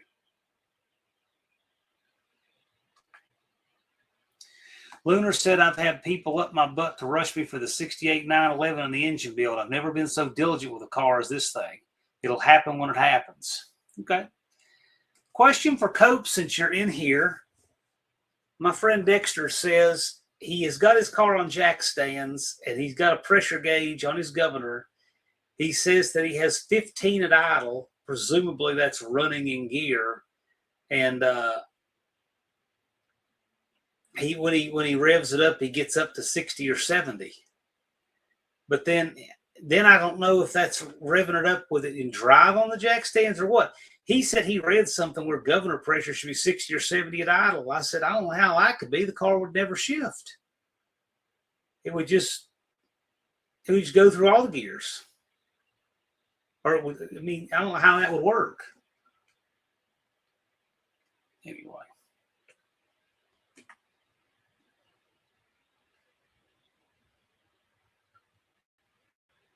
I think he's got something messed up in the valve body. But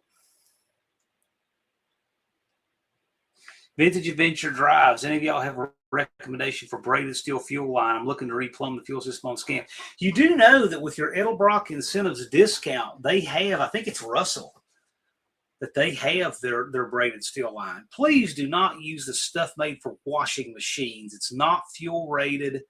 There are people who act like that's a good deal. It's not fuel rated.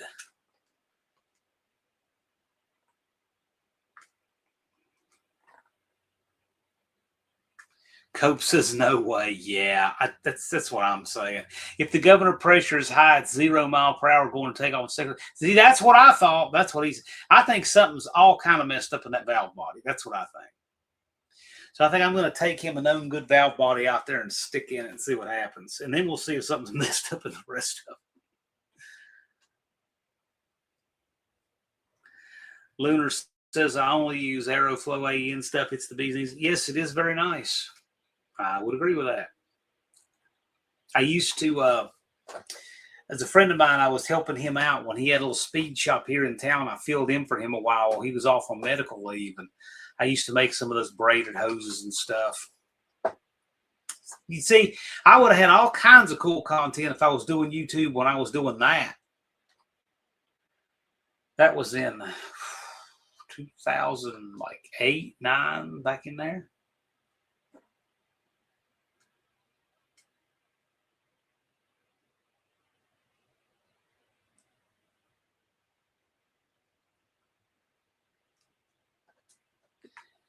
You know, I completely forgot about Edelbrock. Don't forget about it. It's right there for you.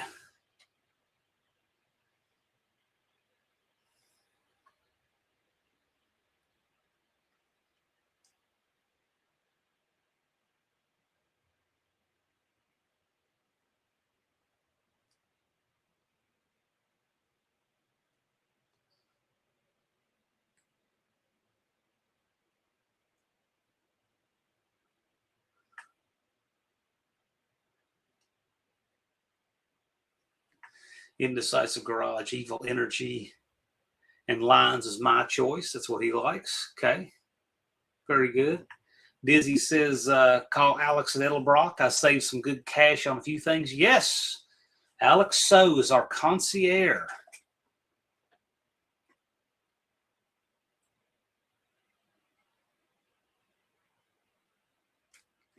Lunar says you swapped that LS swap the catfish for it was cool if you did it on YouTube. Yeah, oh yeah, I did it was a third gen. It wasn't a catfish Camaro. It was not a fourth gen. It was a third gen. But I LS swapped it when you didn't have any of these kits and stuff. I had to do the headers. I had to find one street rod style header for one side and a swept header for the other. And I had to make all kinds of stuff. And it turned out great. It was just, it was a lot harder.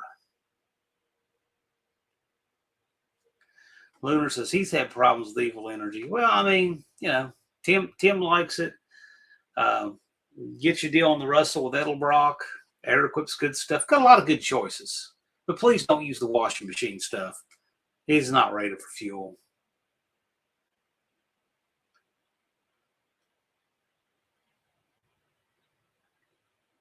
Cop Car Steve, be good. Hopefully we will see you at No Name Nationals soon.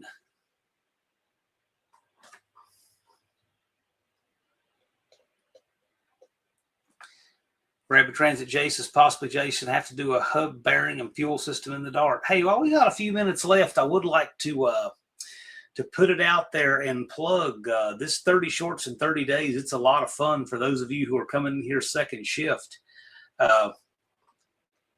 I'm not saying anything at all, Vintage Adventure Drives. You make your own conclusions. All I'm saying, and for me, is please do not use braided line that is just braided line that is not rated for that. The point is not fooling tech inspection. The point is not the braid. The point is you need to use what you should use. It should be rated for the product. And I have seen a lot of problems come out of this too. When I did that, okay, since it came up about the LS swap, when I did that LS swap, I had a Walbro pump that I put in the tank, 255 liter per hour pump. And the hose it was supplied with was not fuel rated. I know that seems crazy that a company like that, a respected company that makes good stuff, wouldn't do that, but they didn't. And it went in the tank, and you wouldn't believe what happened to that hose in that gas tank. And so I did a little reading, a little digging, a little figuring it out, and went with a different hose. Never a problem, and it's been in there for years. Just had the wrong hose in there. Vintage Adventure Drives. I'm trying to do that 30 shorts in 30 days. Hopefully I can make it happen. You can film a week of them in one day and schedule them to drop. In an hour's time, you can do a week's worth of shorts and never even have to touch them. It's not like you have to do it every day. You can schedule it to make sure you get them. LB Brewing 79. He's got a run. Good night, sir. Thank you for coming by. Rabbit Transit J put the first 30 a bit ago. I think the one I'm going to put up first has Dallas and fire in it. How's that? Rob's and Streetcars. Hello, Rob.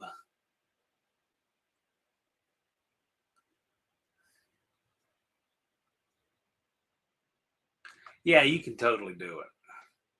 If you're pressed for time, just spend an hour, put out a whole week's worth of them in an hour.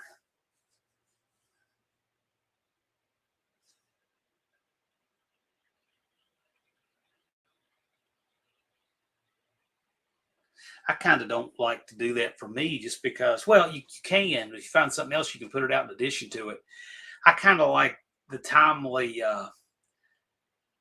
like if I had my short put out ahead of time, there might be something else I'd rather run in that slot, but I could just put it out in addition. So I just kind of usually wait until the day to see if I want to run something out over. Like, for example, I've got that one with Dallas and Fire. I'll go ahead and put it out tonight, but I've got another one I did on a flatter side forward. It's already ready to go. I could schedule it, but then I might find something cool tomorrow I want to put out instead. I don't know. That's kind of how I do. You do it however you want to do it, as long as one goes up on your channel every calendar day. Yeah, you can also cut out a full length for shorter. There's lots of things you can do. There's lots of ways you can do it.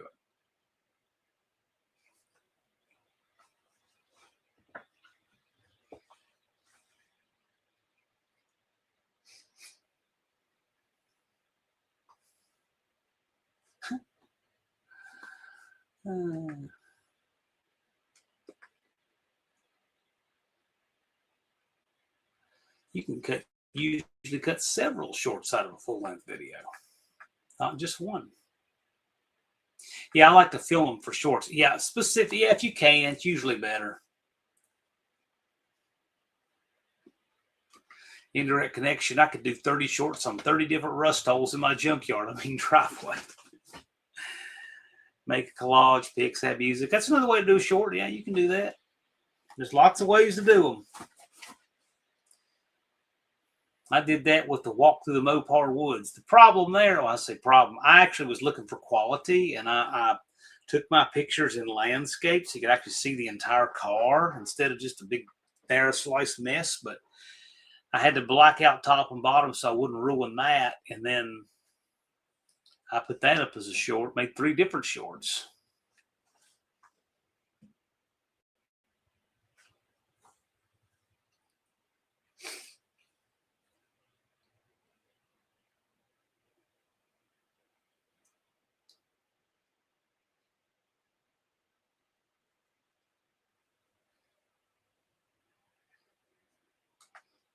Vintage Adventure Drives. I could do a week's worth of shorts just in the storage unit looking at my engine block. Yeah, you can. I thought about doing that too. I got so much cool stuff in the building I could do shorts on. I may tap into some of that for this. I mean, I did some shorts last year on some of the differences in the wheels for Mopars, Steelies and Rallies, and maybe I might do one this year on the Magnum 500 / road wheel.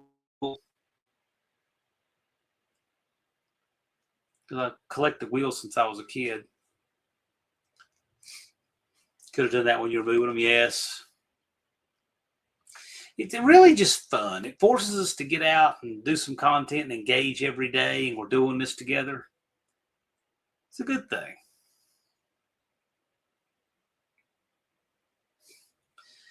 Jason says the roof is strong, rockers are good, not much between them.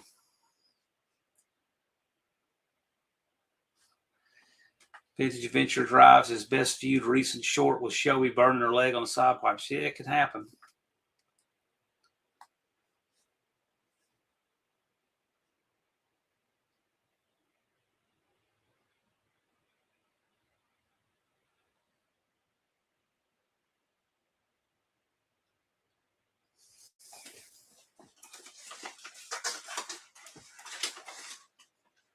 That was bugging me.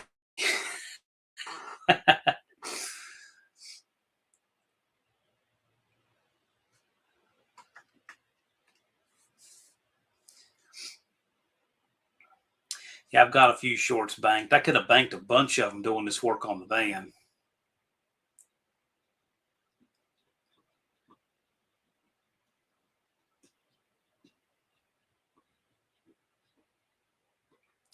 But I decided to go ahead and put them out in real time.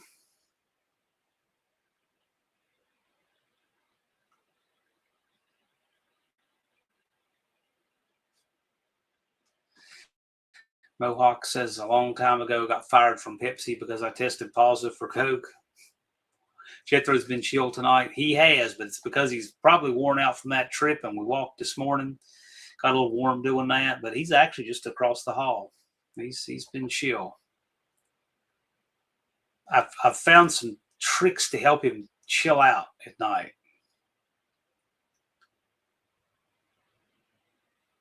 I will pay for it in the morning, though. If he goes to bed too early, he's waking me up earlier. If he stays up a little later watching TV, he'll be a little more chill and waking me up. Which was this morning. We can get in till 4:00 in the morning, and he left me. He would have let me sleep as long as I wanted because he wanted to also. Don't know why he slept in the van almost all the way back. Like a cat. Do cats do that? I don't know. I've never had a cat. He is my alarm clock for real. I did set an alarm this morning on my phone, but most days I don't need to at all. He gets every morning tells me when it's time to get up.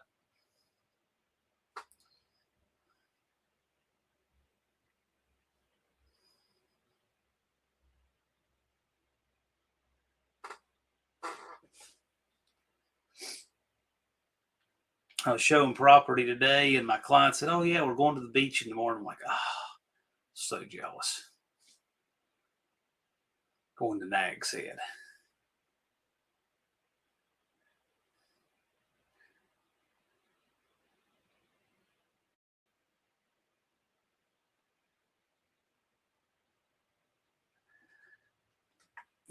Left turn dodges. Tank wakes up. His wife lets me sleep. Well, Jethro doesn't have but one person here to wake up, so that's what he does. Wouldn't trade him for anything.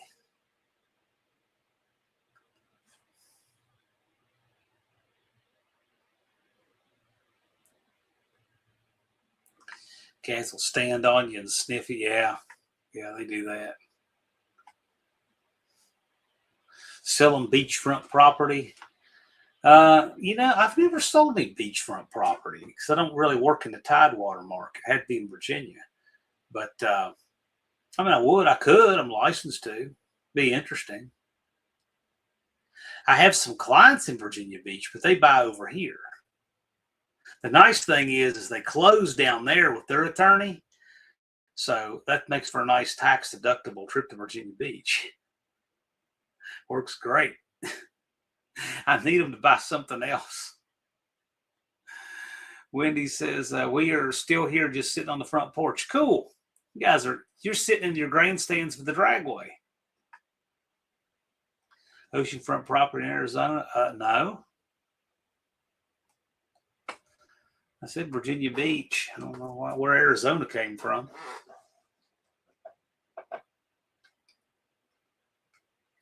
Rob's Rosin Streetcars, Great Dane is his alarm. Yep. Mohawk says we don't allow pets in the bedroom. Okay.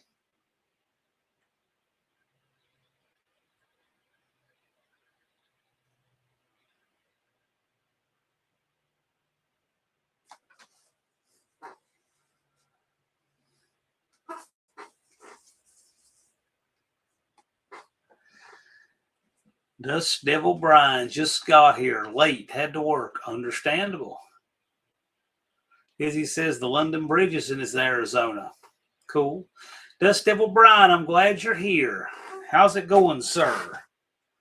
What kind of progress you got to update us? What's happening with your fleet? Thumper can go to the beach anytime. It's a mile away. The problem is the water's 50 degrees and the sand is covered by ice 6 months of the year. There you go.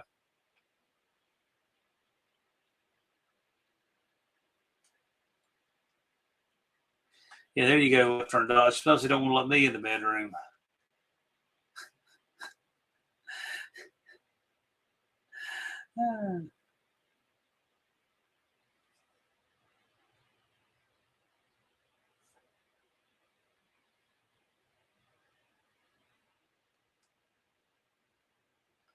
Vintage Adventure Drive. Shelby likes to bring her dog over, and I keep having to kick her out of the bedroom. I mean the dog.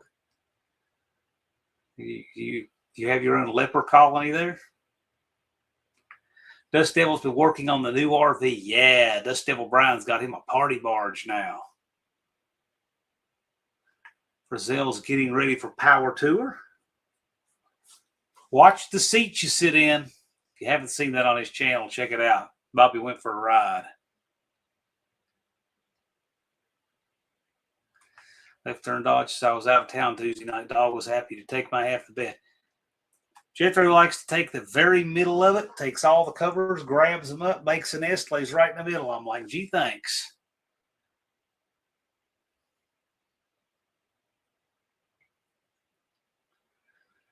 He'll make such a mess out of the bed like that. Sometimes I have to tell him, hop down. I fix everything, get up there.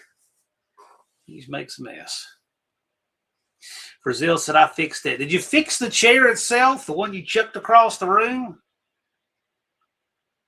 Make a video on that. You know, it'd be fun to do, Bobby. Take that bent chair, that folding chair, and make this really purposefully overcomplicated video of welding angle iron to it and all this stuff, just so that people will think, oh, you shouldn't be doing all that. Oh, they would chastise you for doing it. The whole point is getting those people to do that, right?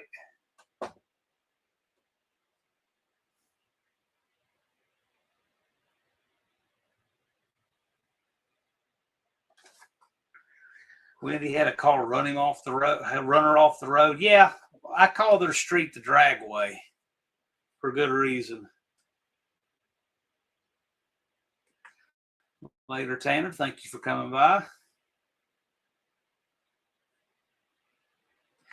Brazil, you should do it. You should make a really trolling, overcomplicated video of fixing the chair with all of these steps and all this stuff and a welder just to freak people out thinking that you're wasting all your time, but you're trolling them and you'll get them to watch it and get them to argue. It'd be kind of fun to stir them up like that. Later, Rob. Since I got started late, waiting on some tech stuff to work itself out, I'm just staying over just a few minutes. Yeah, no kidding, Wendy. Glad you're okay. My introduction to their street was I pulled on their street and some guy hit the mirror on the van and his truck driving by.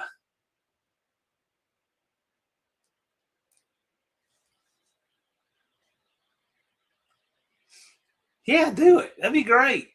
Make it as Rube Goldberg's, like, take the chair and then take your straight edge and clamps and take a dial indicator and measure the bends with the dial indicator. I mean, for real. I'm serious. I'm just saying this for the people here in this chat, but the broader audience you watch, they'll freak out. You can show them how you can take feeler gauges and measure how far this is out and that. And then you can show the chair in the press where you're straight.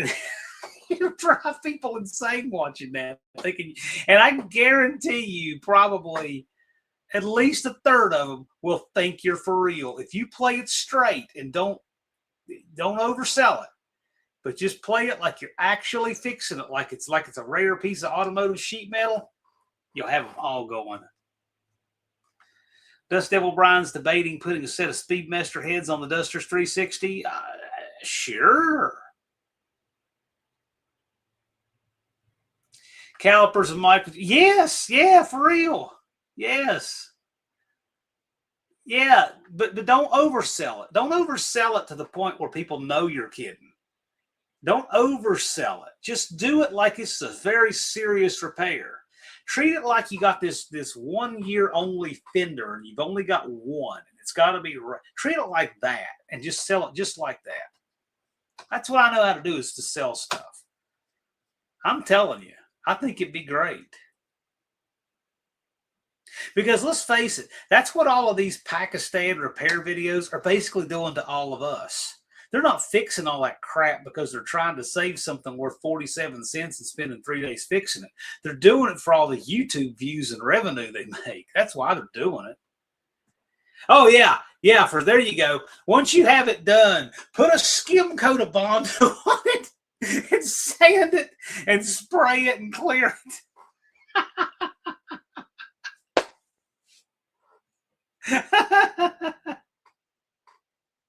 I'm for real. You should do it. And put the clip in there first where the chair bent. And then you can and obviously everybody in here is going to be in on it, but the broader audience will not be, right? Because you've got like over 10,000 subs, and there's only like 40 of us or so in here. So yeah, but I'm just telling you, you can really. And what you and say you can't get these chairs anymore, so I've got to save this one. And there will be 100 people in the comments think that they're saving you from yourself. You can get those chairs, like they're educating you. And it's just, meanwhile, you're just laughing your way all the way to the bank. I'm telling you, though, that's a great troll. If you have a bend in the chair, you got to take it out. You can show cutting it out and getting a piece to measure to put back in there, and measuring everything, to the end.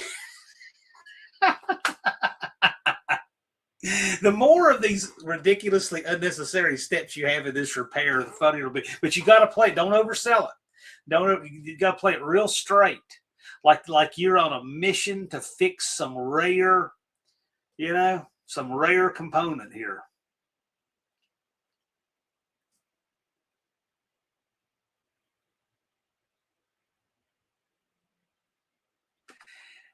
Wendy's going to make a chocolate cake with peanut butter frosting after this live for my brother, because he's going to work on my van tomorrow. That's all he wants. Wendy is such a gracious host. She had ribs for me when I came up there. They're always so good. So nice to me. Yes, absolutely. It's always great to see the Englishes. Yeah, over-engineer it like the engineering of new cars. Yeah, kinda, but play it serious, just not oversold. Yes, see, Jay knows what I'm talking about. I've wasted so much time watching videos like that. Yeah, exactly. But that's why they do it. You ever see these videos where they make these overcomplicated solutions to problems that don't exist just to get people to watch and engage? And then 100 people in the comments say, oh, no, you don't need to be doing all that. You can get that chair here for this money, and on and on and on. I'm like, what that person does not realize is he thinks he's giving you advice on where to find that chair for $10, but that video you made $100. Who actually won? Yeah, I'll watch it. I'll share it. Bobby Knight. Yeah, you can even put a clip in there of Bobby Knight throwing the chair. That might be kind of funny, too. Yes, I was trying to think when I said that. Wendy had her homemade macaroni and cheese. She had the ribs, and I knew there was something else. I went up, but yes, the macaroni and cheese, which is really awesome. I had a little too much of that, but it was good. It was really good. They are such gracious hosts.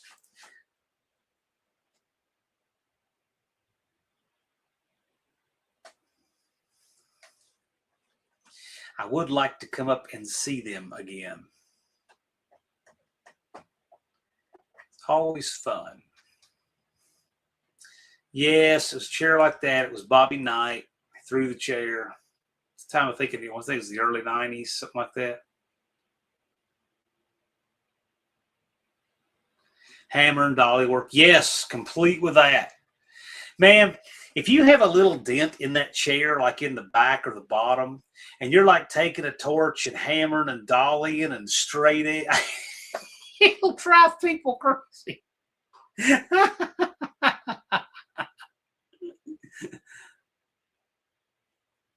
Oh, unfinished project. You're missing out. It is good. It's good. I thought it was great. Dan, the IT guy, you won't believe the rare stapler I found in Rio Red office. Those staplers are very popular in Red because of that movie. That's why they make them. So the videos just fill the time. They do. That macaroni and cheese is no joke. I'm telling you. Don't take a skinny person's word for it on macaroni and cheese. Take my word for it.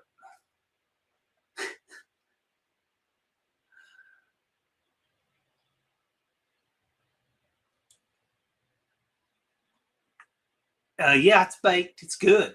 It's really good. Yeah. And we're past our time anyway. I just stayed live a little bit. So I'm going to go ahead and wrap up and roll. Thank you guys for coming out. I appreciate it. Another legal died today? You mean legend? You talk about Ned Jarrett? Ned Jarrett died today. He was 93. I saw something on that. But anyway, you guys have a great evening. Thanks for turning out. Did anyone guess the song? No, no one guessed the song. And just if it ever comes up in the chat, that person's going to win. No clues, no hints. No one has guessed it. Dan, the IT guy, says it's been fun. Mutual. It's always great having you guys in here. But you guys have a great weekend. Take care. Don't forget to tune in to Tech Talk Live on Wednesdays on the Slant Daily Garage channel with Professor P in Dallas. If you're not yet registered for the No Name Nationals, you may want to get registered. Don't forget you get the Edelbrock Incentives discount, 10 to 15% off on everything on Edelbrock's website. And we'll be live here again next Friday. And don't forget tonight, if you haven't already done it, get your short up. You need to have a short that is posted on the 5th of June, according to YouTube. If you miss that, you're out of the possibility of winning. If you want to do 29 out of 30, that's fine too, but you can't win if you don't. So get your shorts up if you haven't already. I'm going to post mine here right now. Y'all take care.